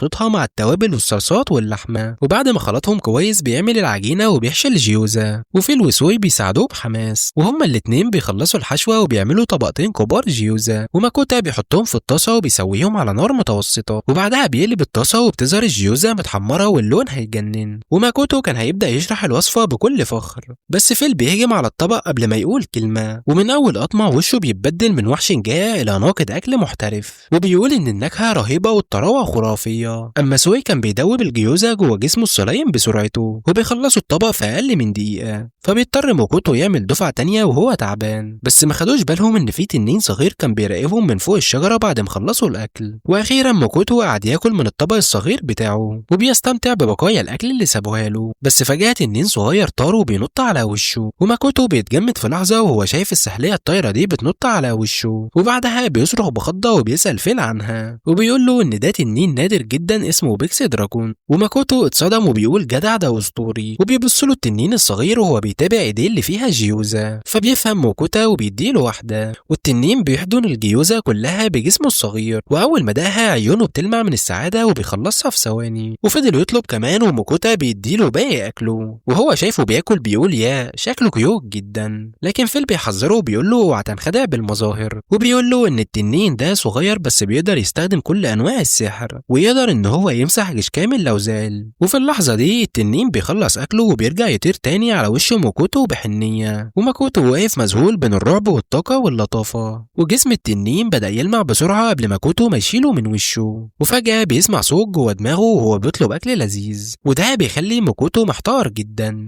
وفيل بيقول له إن التنين الجاني قرر ينضم لفريقهم ويبقى الفيلير بتاعه، وكمان يقدر يتواصل مع الكل عن طريق التليباسي. فبكت ماكوتو فهم إن مصاريفه هتزيد جامد كده، ومعاه فم تاني ياكل. أما سوي كانت فرحانة جدا إنها تخطف صاحب جديد، وبصت على سوي والتنين الجاني مدحها علشان قوتها المفاجأة، وقبل ما يبدأوا يتوددوا لبعض ماكوتو بيقول لهم إن هو ما وافقش على قبول التنين كفاميليار ليه، وسأل التنين لو فعلا إن هو شايف يستاهل يتبعوه بس عشان الأكل، لكن التنين الصغير بيقول له إن ده يستاهل جدا. وفيل بسرعة بيقبلوا التنين في الفريق، وقال له إن شوية عقود من إنسان ضعيف ده مش محتاج حاجة قدام الوحوش القديمة زيهم. ولما التنين وافق مع فيل، ماكوتو استغرب إن كل الوحوش الأسطورية المتكبرة في العالم ده مجرد نهيمين، وبعدها التنين فكر إن هو محتاج اسم، فماكوتو بيسميه دورا تشان، لكن دورا بدأ يشتكي إن مخلوق قوي زيه ما ينفعش يكون عنده اسم لطيف كده، بس ماكوتا بيرفض يغير رأيه. ولما بيتأكد من الاستاتس بتاعت دورا، ماكوتا بيقول له إن النظام قبل الاسم خلاص، وفي اللحظة دي بيكتشف إن دورا عنده 116 سنة، وفيل بيقول له يتقبل مسيره، وسوي كان فرحان وقالت له إنها بتحب اسمه، وفيل بيقول له يتقبل مصيره، وسوي كانت فرحانة وقالت له إنها بتحب اسمه. وماكوتو بيحس إن 3 بتوع الغريبين هيحسوا كويس، وبعد كذا يوم فريق ماكوتو بيوصل لمدينة كراي، وهو بيسجل دورا كفاميليار جديد في جيل المغامرين، والموظف بيقول له إن ماسك الجيل ده عنده طلب خاص، والموظف بيستغرب ليه مساعدته مطلوبة، وفجأة ظهر ماسك الجليد رافلو، وبيبدأ يهزر مع التنين الجاني بتاعه. ولما بيشوف ماكوتو محتار، رافلو شرح له إن هو عنده مهمة استكشاف الغابة، وفي غرفة خاصة رافلو بيقول له إن وحوش الغابة بقت عدوانية بطريقة غريبة، وماكوتا بيقترح إن هم يتجنبوا الغابات دلوقتي، وده بيغضب زعيم القزم اللي بيقول له إن المدينة محتاجة الحرير اللي بيجي من وحوش الغابة علشان يصنعوا الملابس. وماكوتو بيفهم إن المدينة في موقف صعب، وهو كان خايف يواجه الوحوش الخطيرة، لكن دورا بيقول له إن الغابة مليانة بالعناكب والفراس الصغيرة، وده بيفكر ماكوتو بتجربته الأخيرة. ولارفو كان محتار لأنه ما قدرش يسمع حوار التليباسي بين ماكوتو وتنينه، وفيل بيأكد له إن هو قضى على كل العناكب، فماكوتو بيوري له جثة العنكبوت السم من وراه، ومنظر العناكب كان هيسبب له أزمة قلبية لأن دول نفس الوحوش اللي هو بيتكلم عنها، وبيسأل هو ليه عنده منهم، وبيشير لفيل، وفيل بيقول له إن هو عاقب العناكب على سلوكها السيء. وماكوتو بيحس إن في مشكلة لأنه سرق مصدر دخل المدينة، بس لارفو كشف إن الغابة فعلا مليانة بالعناكب دي، وبيقول له إن أنت حلت لنا المشكلة وفرحان بمهمته. ولارفو بيقول له إن هو يقدر يبيع مواد العناكب مقابل فلوس كويسة ويطبخ الباقي منهم بطرق لذيذة. ووجه ماكوتو انغمس، وفيل ودورو بيبدأوا يلبسوا لعابهم على اللحمة المغلية، وأخيرا بيوافق ماكوتو لما سوي طلبت تجربتها، بينما الجلد كان بيعالج العناكب، والفرقة بيستكشفوا سوق الملابس، وماكوتو بيشوف قماش ناعم وبيعشقه على طول، لكن اتفاجئ بسعره الجنوني، واحدة من الذهب، بس بعد كده فهم إن القماش يستاهل، وصاحب المحل بيقول له إن البلاد التانية ما بتبيعش القماش ده بالسعر ده، وده بيخلي ماكوتو يشتري الذهب السائل ويشتري ملابس كتير قبل قبل ما يرجع للجيل، ورالفو وراله اللحمة الخارجة وبيقول له ان هو ساب القشرة الخارجية علشان اللحمة ما تفقدش طعمها، وبيلاحظ ان ارجل العناكب شبه ارجل السلطعون، ورالفو كسر رجل مقرمشة وبيعطيه قطعة لحمة طرية، وماكوتو بيحب اللحمة على طول، وصحابه جايين على طول ياكلوا بدون تردد، وبعدين بيعلنوا انهم هيعملوا حفلة سلطعون، وماكوتو بيحضر اطباق جانبية لذيذة مع الارجل الغنية، وبيقول لدورا يستمتع بالاكل كحفلة ترحيب، ودورا بيفرح جدا. واثناء الاكل ماكوتا بيسيب فاميلياراته تاكل وهو بيحضر طبق خضار لنفسه، وبيشوي شوية ارجل عنكبوت، لكن صحابه طلبوا ياخدوها كمان، فماكوتا بيضطر يسلمها لهم. واثناء شوي الدفعة التانية دورا بيقول له ان هو سعيد ان لحقه، وكل ده فاجئ موكوتو، والتنين بيشرح له ان هو دايما كان بيضيع عنه لان فيل سريع جدا، وماكوتا فهم ان العناكب كانت خايفة من دورا، وفيل قضى عليهم بدون اي رحمة، وبيحس بالذنب تجاه المخلوقات الضعيفة، وبيقرر يكافئهم باحسن طريقة وبيستمتع ببقاياهم اللذيذة. وبعد العشاء ماكوتا عمل حمام خاص فيه وحوش الجيل، وبيسترخي مع سوي، وفيل والتنين بيناموا في الاسطبلات متعبين جدا. وبعد ما خرج من الحمام ماكوتا بيروح على السرير وهو فاكر ان هو ناسي حاجة، لكنه بينام قبل ما يفتكر. والصبح رجع من كتل الجلد لارفو واداله شوية قشور العناكب واعطاه شوية اكل كشكر ليه، وبيفرح، وماكوتا بيحس ان هو لازم يديه اكتر، وبيطلع جثة تنين الارض وافتكر ان هو قوي جدا وممكن يسبب صدمة رهيبة لو مش واخد باله. واخيرا رالفو بيسيب ماكوتا يشوف التنين، والراجل بيتصدم وبيقول ان ماكوتا ممكن يشتري بيه مملكة كاملة، لكن ماكوتا بيسأل لو في حد يقدر يعالج لحم التنين الاول. وبعد تفكير رالفو افتكر ان في حد في مدينة دولان يقدر يساعده، واداله رسالة توصية للي ماسك الجلد هناك. وقبل الرسالة رالفو بيقول له ان ماسك الجلد موهوب جدا لكنه عنده جانب غريب شوية. وبعد كده ماكوتو وفريقه بيخرجوا من كراي مستعدين يزوروا وجهتهم الجاية مدينة الابراج المحصنة. ولما وصلوا دولان ماكوتا كان متحمس جدا للاستكشاف، وفيل كان متحمس للتحديات الصعبة. اما ماكوتو اللي معروف ان هو جبان ما كانش عاوز يدخل الابراج، لكن فاميلياراته بيذكروه ان هو رايح علشان يعالج لحم تنين الارض،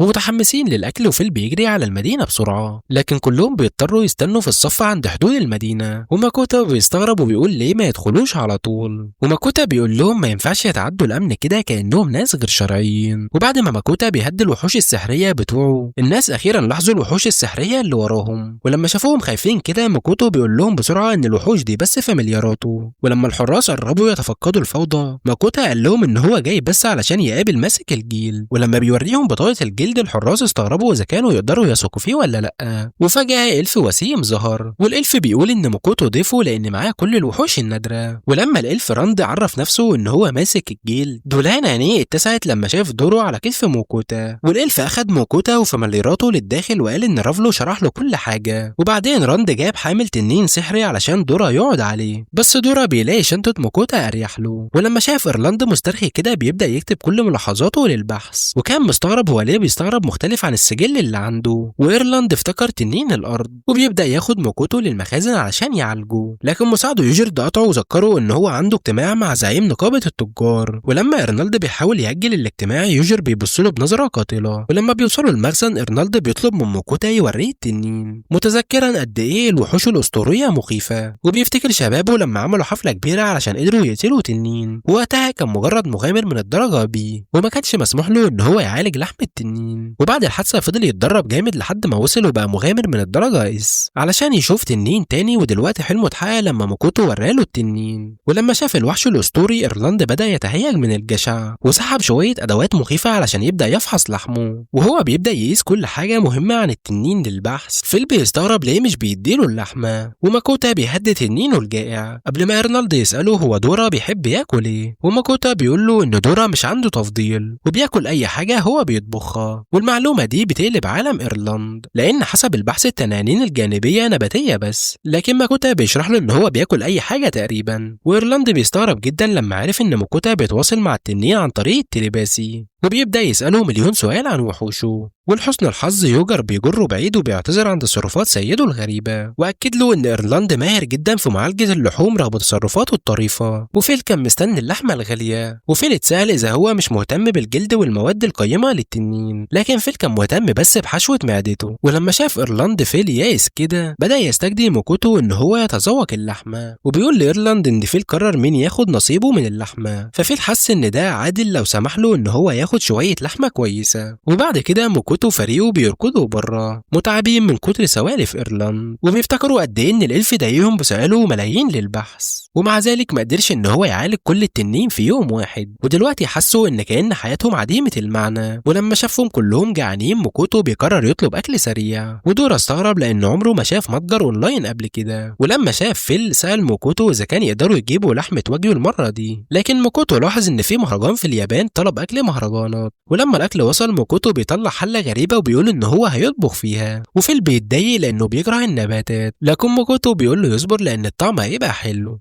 سخن اللحمة وحط كل الخضار على جنب قبل ما يضيف اللحمة ويصب كل الصوصات فوقها. ولما جهز الأكل بيدي الفيل نص الأكل، وفيل يتضايق لأن الطبق نصه خضار. ماكوتو بيقول له يجرب وبياخد قطمة، ومع الوقت فيل يستمتع بالأكل وبيطلب حصة تانية. وبعد ما خلص ماكوتو فرح وبيطعم كل فاميلياراته، وبعدها بيخرج شوية سندوتشات بالزبدة، وسوي بيجرب واحدة وبيحبها على طول. وبعدين بقية الاتنين جايين يشوفوا، وفيل ودورا استغربوا إن الحلويات كويسة كمان. وماكوتو قدام شوية ولما جربوها استمتعوا، لكن السندوتش كان صغير عليهم وبيبداوا يطلبوا اكتر، وماكوتو بيستغرب من جشعهم. في اليوم اللي بعده ماكوتو كان تعبان جدا وراح لجلد المغامرين بعد ما فاميلياراته زهقوه طول الليل بسبب لحم التنين. وإيلاراند بيخرج من المخزن كأنه جري 5 ماراثونات، وكان متحمس جدا وقال لهم ان هو قضى طول الليل في البحث على التجارب على جسم التنين ودلوقتي جاهز لمعالجته فعلا. وإيلاراند بيخرج سكينة خاصة من الميسرول علشان يقطع جسم التنين، لكن لما بيحاول يقطعها السكينة بتتكسر زي الزجاج، وكل الناس بتستغرب. وإيلاراند بيبدأ يبكي لأنه كسر كنز الجلد الثمين. وفيل بيسأل ازاي هيعالج اللحمة من غير سكينة، وإيلاراند بيقول ان هو محتاج يحضر سكينة أقوى من الميسولر فلازم يستنى شوية. والخبر ده بيخلي فيل في حالة اكتئاب شديد وقع أرضا. ويوجر بيقول لهم ان الجلد ما عندهمش سكاكين ميسرول تانية، وبيقول لموكوتو انهم محتاجين خام ميسرول من الأبراج علشان يصنعوا سكاكين تانية. وفيل بيجري وموكوتو بيوقفه وبيقول له لو انت دخلت الأبراج وكسرت كل حاجة هناك علشان شوية ميسرول هتبقى مشهور جدا وهتبوظ لهم حياتهم الهادية. وبعد تحذير موكوتو فيل بيهدى شوية، وماكوتو بيبدأ يحضر شوية غدا عشان يفرحوا. بيخرج شوية لحمة أورك رفيعة وبيحضرها مع الخضار المتبقي من الغدا اللي فات،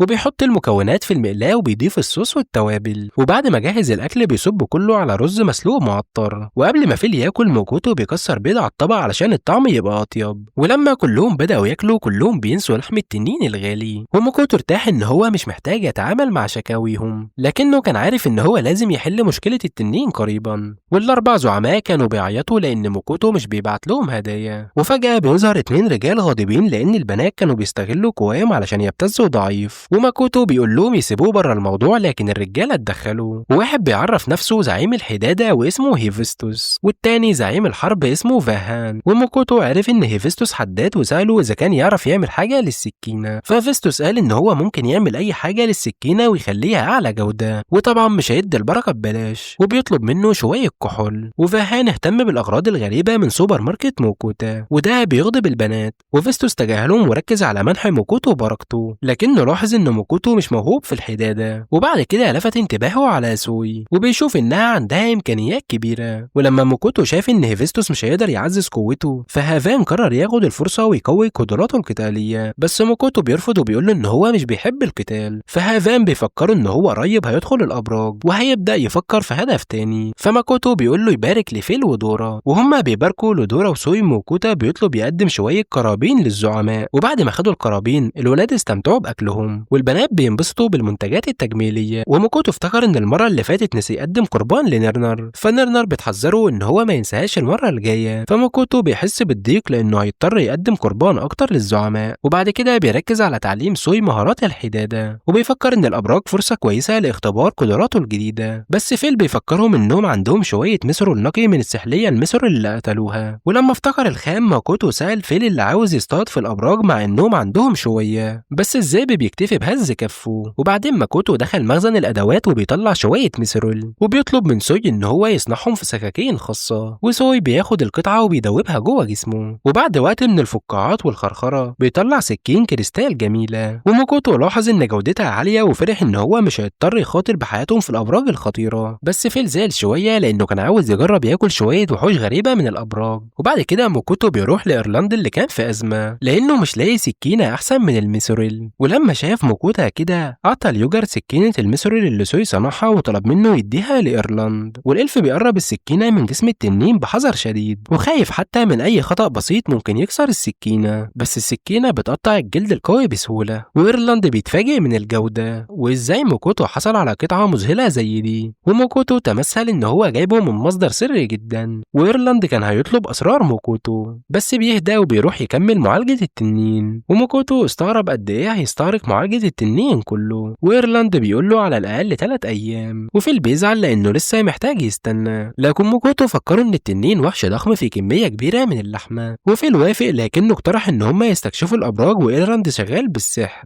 وماكوتو بيرفض لأنه خايف من الخطر، وسوي بدأ يستجديه يسيبه يشارك كمان. وبعد شوية بيوصلوا مدخل الأبراج، والاستقبال بيقول لموكوتو إن رحلتهم ممكن تاخد شهر كامل، ونصحه إن هو يجيب كمية كبيرة من الأكل لو ناوي يروح للطبقات العميقة. وبيقول له إن محدش قدر يوصل للطبقة 30 قبل كده، وده بيخليه يفكر ينسحب ويروح للبيت. بس فيل بيبص له بغضب، وموكوتو ذكروا إن هما لو ما جمعوش كمية كبيرة من الأكل اللذيذ هيضطر إن هما ياكلوا فضلات فاسدة في الظلام، فده بيهديه وبيضطروا يستنوا. وماكوتو فرح وشالهم في رحلة تسوق، وبيشتري لهم خضار كتير علشان يطبخوا في الأبراج. وبعدين بيلاحظ بوتاجاز سحري قدام محل، وفيل بيستغرب هما ليه عاوزين بوتاجاز كبير كده، وماكوتو بيشرح له إن هو هيكون مفيد جدا للطبخ. وفجأة صاحب المحل بيخرج وبيبدأ يروج له عن منتجاته، وبيشرح له إن البوتاجاز في فرن ضخم وممكن يطبخ وحوش السيكاتا بالكامل، وده بيخلي موكوتو يتحمس يجرب وصفات وحوش جديدة. ولما بيسأل عن السحر قال له صاحب المحل إن هو عامل 860 عملة ذهبية، وموكوتو كان هيحصل له صدمة قلبية، لكن فيل بيدفعه إن هو يشتريه لأن هو معدته لا تشبع، والباقيين كمان بيضغطوا عليه. وفي الآخر بيوافق على شراء البوتاجاز السحري. في الليل موكوتو بيبدأ يطبخ العشاء في الحلة الكبيرة وبيطلب من سوي يساعده، وبيبدأ يوزع قطع لحمة طرية على فريقه. في اليوم التاني بيقرر يطبخ كمية تكفي أيام الأبراج القادمة. أول وصفة كانت لحم القائد أورك مشوي، وبعدين بيعمل رولز ملفوفة بالملفوف ولحم الخنزير الأحمر، وبعد كده بيعمل طبق بسيط من اللحم والخضار المقلي. وأثناء ما بيضيف المكونات للقلي حس بالرضا لأنه استغل كل المكونات المتبقية. وبعد كده بيعمل شوربة لحمة أورك كبيرة بالخضار، وبعدها عملت يخنة وايفرن مع صوص غني. بس فيل بيحاول يضيف صوص وهو بيخلط، ولما خلص كل الأطباق موكوتو حس إنهم جاهزين لأول يوم في الأبراج،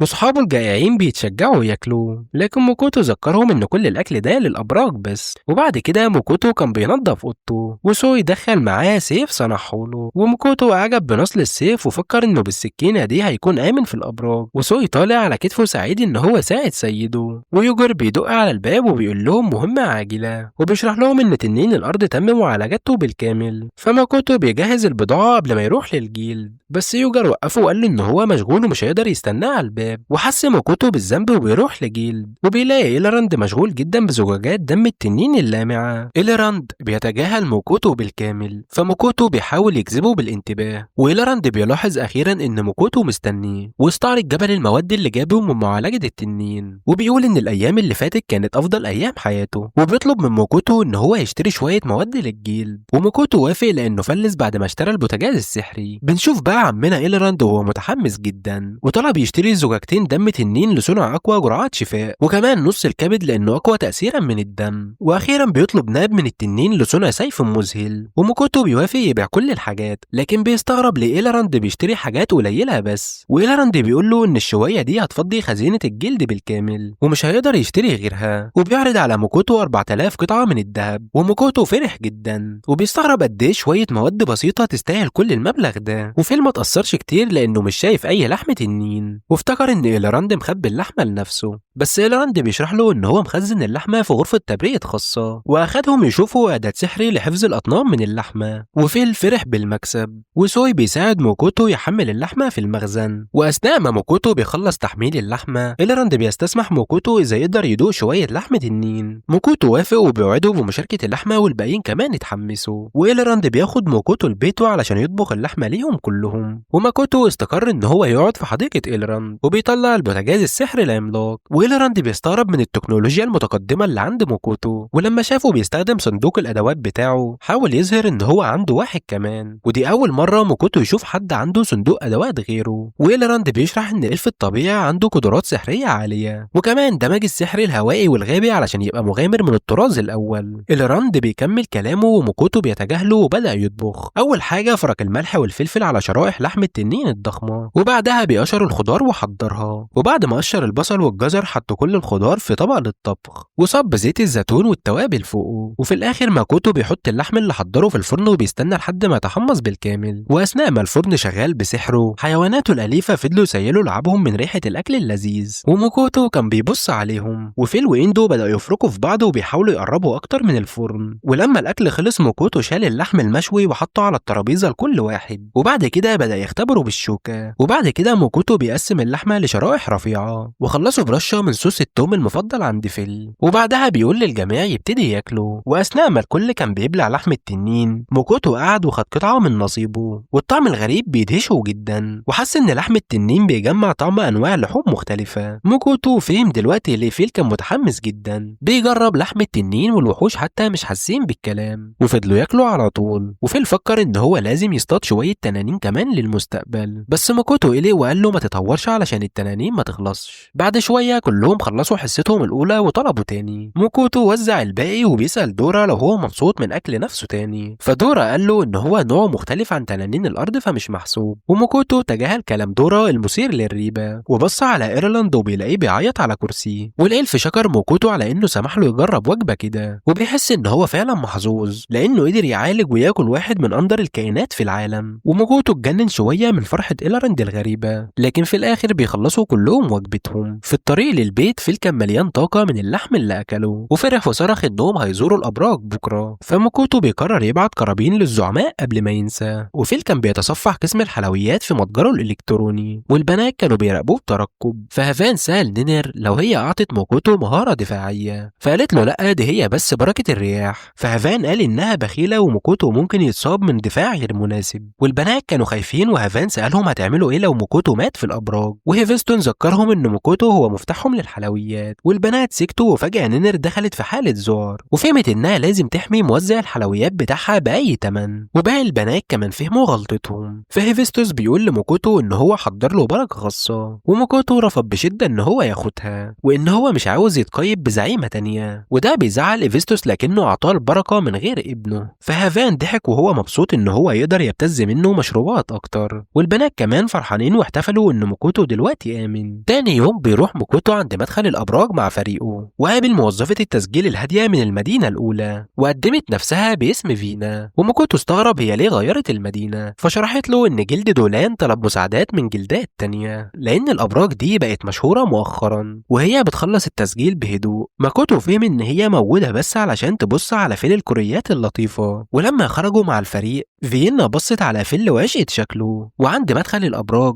دورا وسوي كانوا متحمسين للتحدي، وماكوتو ابتلع ريقه وهو بينظر للاسفل في مدخل الظلام، وفيل بيذكره ان مفيش رجوع دلوقتي. وبعد ما جمع شجاعته ماكوتو بينزل السلم اخيرا، واثناء ما بينزلوا المستوى الاول في الشم بعض الوحوش الضعيفه، وماكوتو لاحظ ان اقوى الوحوش والكنوز موجودين حوالين المستوى 15 و10، فبيقول له فيل يركب على ظهره علشان يوصل للجزء الكويس. ماكوتو صرخ من الخوف، وفيل جري في الممرات وطحن كل وحش في الطريق، وفجأة سهم طلع من العدم وكان هيحول لماكوتو لبراز وحش، لكن درع فيل بيصد الفخ وبيقول له ان هو وقع في فخ بالصدفه. وماكوتو استغرب ازاي الابراج فيها افخاخ مركبه كده. فيل شرح له ان كل برج زي كائن حي بيجذب البشر بالكنوز ويقتلهم بالوحوش ويبتلع مغذياتهم، واثناء الشرح اسهام اقوى بتضرب الدرع، وماكوتو بيتخض جدا. وواحد من الافخاخ بيشغل حفره ضخمه، لكن فيل استخدم سحر الريح وطار فوقها، وهو متفاخر بيصرخ من الابراج وافخاخها الضعيفه. ودورا وسوي بيمدحوه على مهارته. وبعد جري كتير في الوصل اخيرا للمستوى العاشر، وماكوتو بيساله هو انت عاوز تعمل ايه، فبيقول له ان الوحوش لسه ضعيفه هنا، وبيعرفوا ان زعيم المستوى ده عنكبوت سام. ودورا زهقت لانه ممكن يذبحهم بسهوله، وفيل بيروح مباشره لغرفه الزعيم، وهناك لقوا مجموعه مغامرين بيرتجفوا من الخوف. وماكوتو طمنهم ان فيل حيوانه الاليف، فبيسالهم هو انتوا ليه متجمعين قدام باب الغرفه، وشرحوا له ان الابراج فيها قوانين غير مكتوبه مكتوبة قبل ما حزب يخلص معركة الزعيم الباقيين ما ينفعش يدخلوا، الطريقة الوحيدة لو هم طلبوا مساعدة، لكن بعد كده بياخدوا كل الغنايم. وحذروا موكوتا إن في أحزاب شريرة بتسرق الغنايم من غيرهم، وموكوتو قعد يستنى وحيواناته الأليفة زهقت شوية، بس دورا فكرهم يصبروا. وشوية خرجت المجموعة الأخيرة وقالت له يدخل، واستغرب ليه راجعين من المستوى بدل ما يكملوا أعمق، وشرحوا له إن الوحوش الأقوى جامدة عليهم. وموكوتو بيوافق وبيدخل، وغرفة الزعيم ظلام حالك، ولقى عنكبوت السام المفزع ظهر عليهم. وموكوتو صرخ زي البنات، بس دورا أحرقتها بكرة نار. التنين الفخور طار حواليهم وهو سعيد لأنه قدر يستخدم قدرة زعيم الحرب. وبعد موت الزعيم طلعت غنايم قوية. ماكوتو بياخد أرجل العنكبوت، وفهم إن الأبراج بتعالج العناصر تلقائيا وبتجيب له أفضل الأجزاء، ورغم التعب في بيجري عليه للمستوى التاني. وهناك بيواجهه قائد أورك مخيف كزعيم أخير. وقبل ما ماكوتو يخلص من خوفه حرفيا فريقه بيحول الأورك الكفتة. بعد المستوى ال11 استمروا في استكشاف الأبراج، لكن كلهم تعبوا من استخدام المانا. وماكوتو بيلاحظ جوعهم وبيفكر في مكان للعشاء. وفيل بيفحص المكان وبيوصلوا الغرفة مفتوحة، وبيلاقي شوية أحزاب مستريحة هناك. فماكوتو بيقعدوا في الركن ولقى مفاجأة، وورنر صافح ماكوتو، وماكوتو فرح جدا بلقاء الأصدقاء القدامى، وقعدوا كلهم مع بعض. وورنر شرح إن فريقه دخل المدينة مؤخرا لاكتشاف الأبراج، وماكوتو قال له إنه كان ناوي يزور مدينة برلين السحرية، بس فيل كان متحمس إن هو يروح الأبراج الأول. وهما بيضحكوا على حركات فيل بيلاحظوا حيوانات ماكوتو الجديدة ويتفتنوا بدورة، وماكوتو بيعرفهم إن هو تنين بيكسي. وبعدين بيسألوا عن سوي، وماكوتو هو فخور بيقول لهم إن هو متفجر نووي على شكل سلايم. والبنات وقعوا في حب الوحوش الظريفة على طول، وبدأوا يندمجوا في حب سوي ودورة. ورنر استغرب إزاي ماكوتو قدر يحصل على حيوانات أليفة تانية غير فيل، بس ماكوتو فكرهم إن هم بس شلة جشعين ما يهمهمش غير الأكل. وماكوتو هو بيضحك على معاناته قرر يشارك شوية عشاء مع الفريق. ولما عرفوا إن أكلتهم قيمته عشرات مرات ثروته، ورنر تردد شوية بس وافق يشارك لأنه مش عاوز يسيب الأكل كمان. وشاف إن فريق ورنر عنده شوية خبز، وشال حساء الوايفرن بتاعه علشان يقدمه مع الخبز. في الأول الفريق تردد ياكل الأكلة السمينة، بس بعد أول لومة بلعوها على طول والكل مدح الأكل ده. وبعدين كلهم سألوا هو استخدم أي نوع لحمة في الحساء، ولما اكتشفوا إنها لحمة وايفرن الفريق كله تقريبا اختنق من الصدمة. ورنر اعتذر لموكوتو عن أكل مكون غالي كده، وموكوتو قال له إن فيل وسوي اصطادوا حوالي 3 عربيات من الوايفرن، وشافوا إنه عنده كمية لحمة كبيرة ففكروا شوية، لكن في الآخر بيطلبوا حصة تانية. وبعد ما خلصوا الأكل فريق ورنر قاموا يكتشفوا الطابق شوية، وموكوتو تمنى لهم حظ سعيد وطلعوا، وبيبدأوا يجروا في المستويات الأعمق عاملين زي الزعماء الفقراء في الأبراج زي الكلاب الشاردة. ولما وصلوا للطابق ال16 ماكوتو بيلاحظ إن الجو بقى أكثر شرارة، وفيل شرح له إن كل الأبراج بتتغير لما بتنزل أعمق. وفجأة وقع على بلاطة فخ وكل البرج بدأ يهتز، وماكوتو تمسك بفيل اللي لاحظ صخرة ضخمة واقعة من وراه، وماكوتو بدأ يجري زي الدجاجة قبل ما فيل يكسر الصخمة بانفجار هوائي. وقوة الانفجار رمت ماكوتو على وجهه، لكنه بيقوم تاني بعد شوية. وبيوصلوا للطابق ال20، ودورا سألت ماكوتو إذا كان معجب بقوة فريقه، وماكوتو ما كانش مهتم، بس وقف لما سوي ناداه وأشار على منطقة سرية في الحيطة. ولما بيفحص ماكوتو الفتحة لقى كنز مخفي فيها، وابتدى يمدح سوي على اكتشاف الكنز. وقبل ما يفتح الصندوق فيل بيشدله ايده وبيذكره انه ممكن يكون فيه فخ.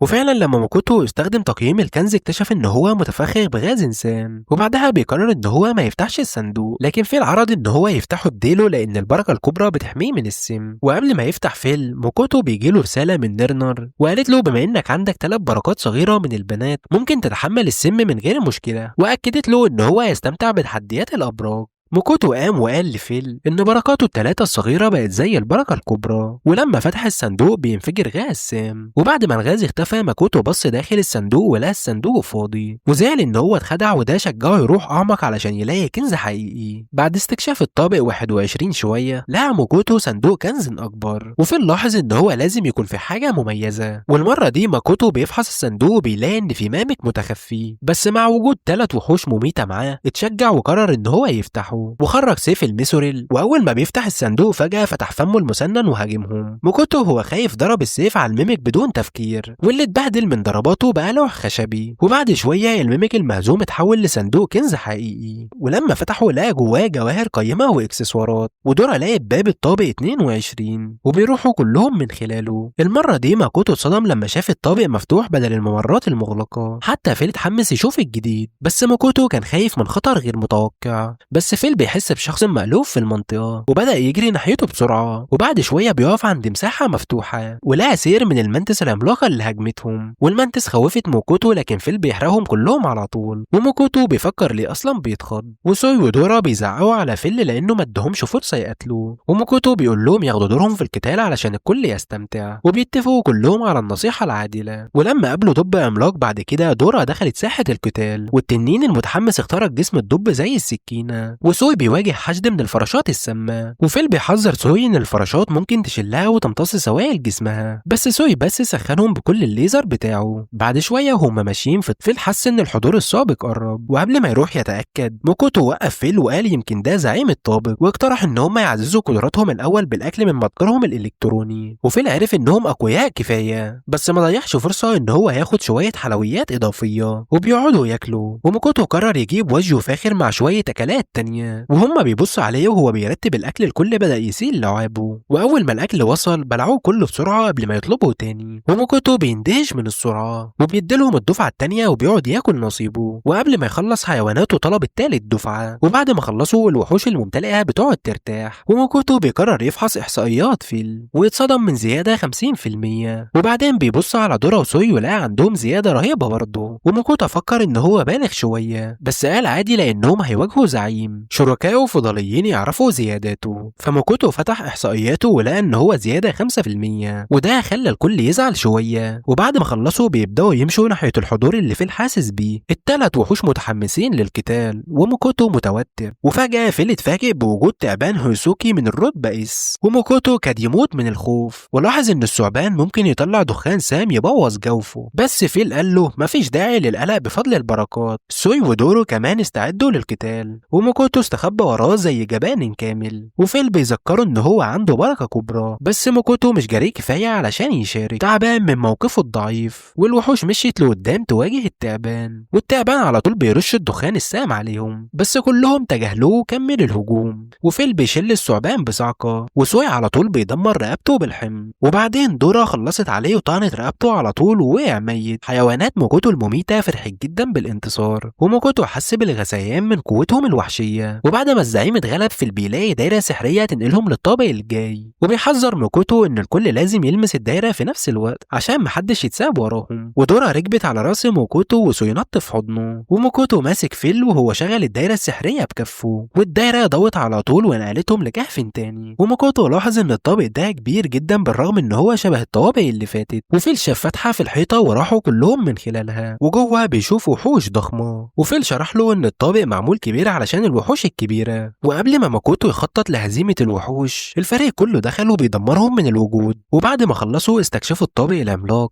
ولقوا المساحة كبيرة جدا والكل تعب من المشي، وموكوتو قرر يطبخ وجبة خاصة لحيواناته الأليفة، لكنه وقف لما لاحظ منطقة غريبة، وفيل اكتشف انها منطقة آمنة ومفيش وحوش حواليه، وموكوتو قرر يطلع معدات الطبخ هناك، ولما خرج الأكل الوحوش اتجننت من شدة الجوع وأكلوا سندوتشات وحساء غني، وموكوتو سأل فيل لو وقت النوم جه، وفيل بيهز راسه بالموافقة، بس قبل ما يريحوا مجموعة من المغامرين المصابين وصلوا للمنطقة الآمنة، وبعد ما حطوا زميلهم المصاب سألوا موكوتا لو عنده إكسير شفاء، وعلى طول خرج واحد وجري ليهم، والزعيم بيصب الإكسير على الجرح على طول والجرح بيتحلل فورا، والزعيم استغرب وسأل إذا كان الإكسير من النوع الفاخر، وموكوتو أكد له إن أعلى جودة من العادي، وبعدين سأل الزعيم لو زميله كويس، وهو قال له إنه هيتعافى بسرعة بفضل الإكسير، وفريقهم اللي مطمن بدأ يعيط من الفرح، والزعيم قدم نفسه وقال إنهم فريق إيرانك واسمه تيمبست، وبعد ما شكروا موكوتو على الإكسير عرضوا إنهم يدفعوا 15 ذهباية، فموكوتو حس إن السعر عالي جدا، فبيقدم لهم إكسير منخفض الجودة بدل المبلغ الكبير ده، والراجل بيستغرب من كرمه، وموكوتو بيسأل الزعيم إزاي زميله اتصاب، فقال له انهم قابلوا 3 سبرينجز في غرفة الزعيم، وموكوتو سأل فيل اذا السبرينجز خطيرين كده، وفيل بيقول له ان السبرينجل اكبر من المينيتور، والزعيم بيشرح له ان اول مرة دخل فيها الطابق كان فيه سبرينجل واحد بس، لكن لما رجع المرة التانية بيلاقي 3 وفريقه اتهزم منهم، لكنه متأكد ان موكوتو هيبقى تمام لانه معاه الفيرنر الاسطوري، وموكوتو حس بغرابة ان تيمبست سمع عن كلابه المميتة، لكن المغامر طمنه انه مش هيكشف السر، وبيقول له ان فريقه بيرجع السطح الصبح، وفيل بيفتح عينيه بتكاسل وبيقول لموكوتو إن هو ينام وهو هيدمر السبرينجز بنفسه. الصبح وهم بيدخلوا أعمق في الأبراج، موكوتو سأله لو تمبست هيوصلوا السطح بأمان، ففيل طمنه إن هم هيتصرفوا كويس، خصوصا إن هو أعطاهم شوية سندوتشات تعزيز الإحصائيات. وبيوصلوا لغرفة الزعيم وموكوتو شاف السبرينجز قاعدين مربعين، وكان خايف جدا من الوحوش القوية، بس الفريق على طول اندفع. وبعد ما حيواناته حولت السبرينجز لحفريات، موكوتو دخل ولقى كيس سحري في الغنايم، ولاحظ إن الوقت بيعدي فيه زي الحياة الحقيقية، وبياخده معاه. وأثناء ما موكوتو بيجمع باقي الغنايم بدأ يحس إن حرام ياخد حصة شركائه، وفيل ما كانش فارق معاه وقال لموكوتو إن الطوابق الجاية مليانة وحوش ضخمة. وموكوتو بيقرر يقاتل الزعماء في الطابق اللي بعده، لكنه وقع على الأرض بيصرخ زي طفل، لكن الوحوش بتحاول تضربه، لكن مهارة الدفاع المثالي عنده لقت كل هجماتهم. رغم قوته موكوتو كان خايف جدا يهاجم، فدورا بتخلص عليهم بداله. وبعد ما خلصوا الطابق الفريق مسح الطابق اللي بعده بسرعة ووصلوا للطابق ال29.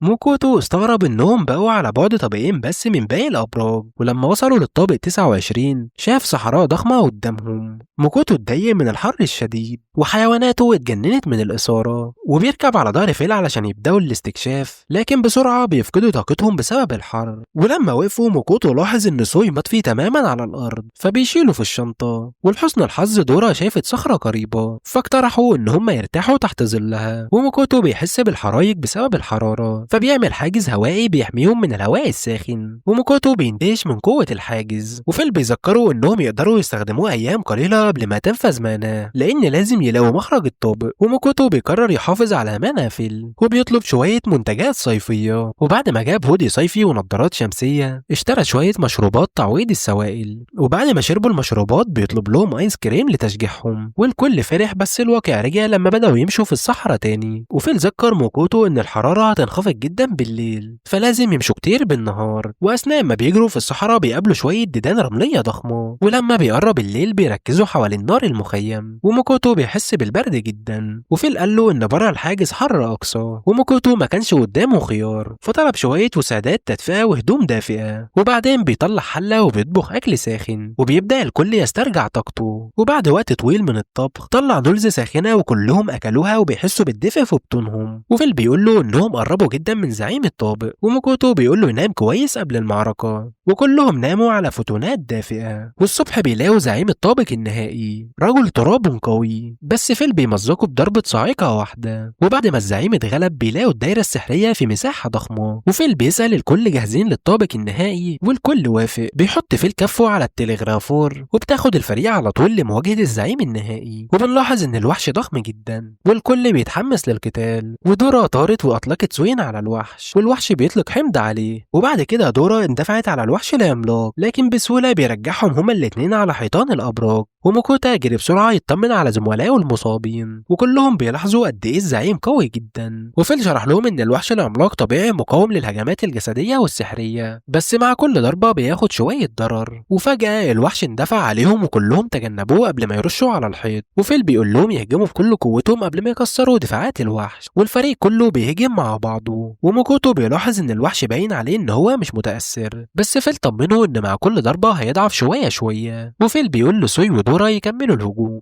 وبيبدأوا يضربوا الوحش بضربات صغيرة جماعية. والوحش الكبير بيزعق من الغضب لكنه مش قادر يصيب أي حد من أثر خصومه. وبعد كده دورا جهز مجموعة ضخمة من الأشواك الجليدية، وأخيرا غرزت في الوحش وخلته ينزف لأول مرة، والفريق بيتشجع من التقدم. ودورا وسوي بيفكروا إنهم هيكسبوا، وفجأة الوحش بيبدأ يشحن شعاع قوي جدا وطلعه على موكوتو. ولحسن الحظ فيل أنقذه بحائط جليدي متين. وفيل بيلاحظ إن هجوم دورا كان فعال جدا عشان سوي أضعف درع الوحش المكان اللي ضرب فيه. بناء على المعلومة دي فيل بيقول لسوي يرشه بشوية من الحمض، والصليم سمع وبدأ يكبر لحد ما بقى حجمه كبير جدا، وبيرش الوحش بالحمض. والحمض القوي زي درع الوحش المتين، وده بيخلي دورا يقدر يجرح الوحش أكتر بضرباته. وبعد ما الوحش بقى ضعيف كفاية فيل بيقول لسوي ودورا يركنوا على جنب، وبعدها بيطلق صعقة البرق النهائية اللي ضربت الوحش في نقطة ضعفه. والوحش بيزعق من الألم قبل ما ياخد آخر نفس ويقع على الأرض. بعد ما الوحش العملاق انهزم القسم. الكل بيحتفل بالانتصار الكبير، وبعدها ماكوتو بيجري علشان يشوف الغنايم، ولقى سيف أسطوري اسمه كاليب وشده على طول، واستوعب إن لو الخبر انتشر هيبقى ترند على طول. وماكوتو حط السيف في صندوق الأغراض بتاعه، وفيل بيقول له يقدم الأكل لأنه تعبان، وماكوتو استغرب ليه مش هيرجعوا الأول البيت، بس فيل كان مستغرب ومش عاوز يستنى. أخيرا ماكوتو قرر يفاجئ فريقهم على مجهودهم الكبير، وابتدى يحضر وجبة ضخمة من الأكلات المقلية، وكلهم بياكلوا بسعادة بعد يوم متعب جدا. وبكده بتكون خلصت حكايتنا النهاردة. لا تنسوا الصلاة على الرسول صلى الله عليه وسلم، ولا تنسى اللايك والشير والكومنت على الفيديو عشان ده اللي بيشجعنا استمر. ولو انت جديد في قناتنا اشترك وفعل زر الجرس علشان يوصلك كل جديد، واشوف وشكم على خير.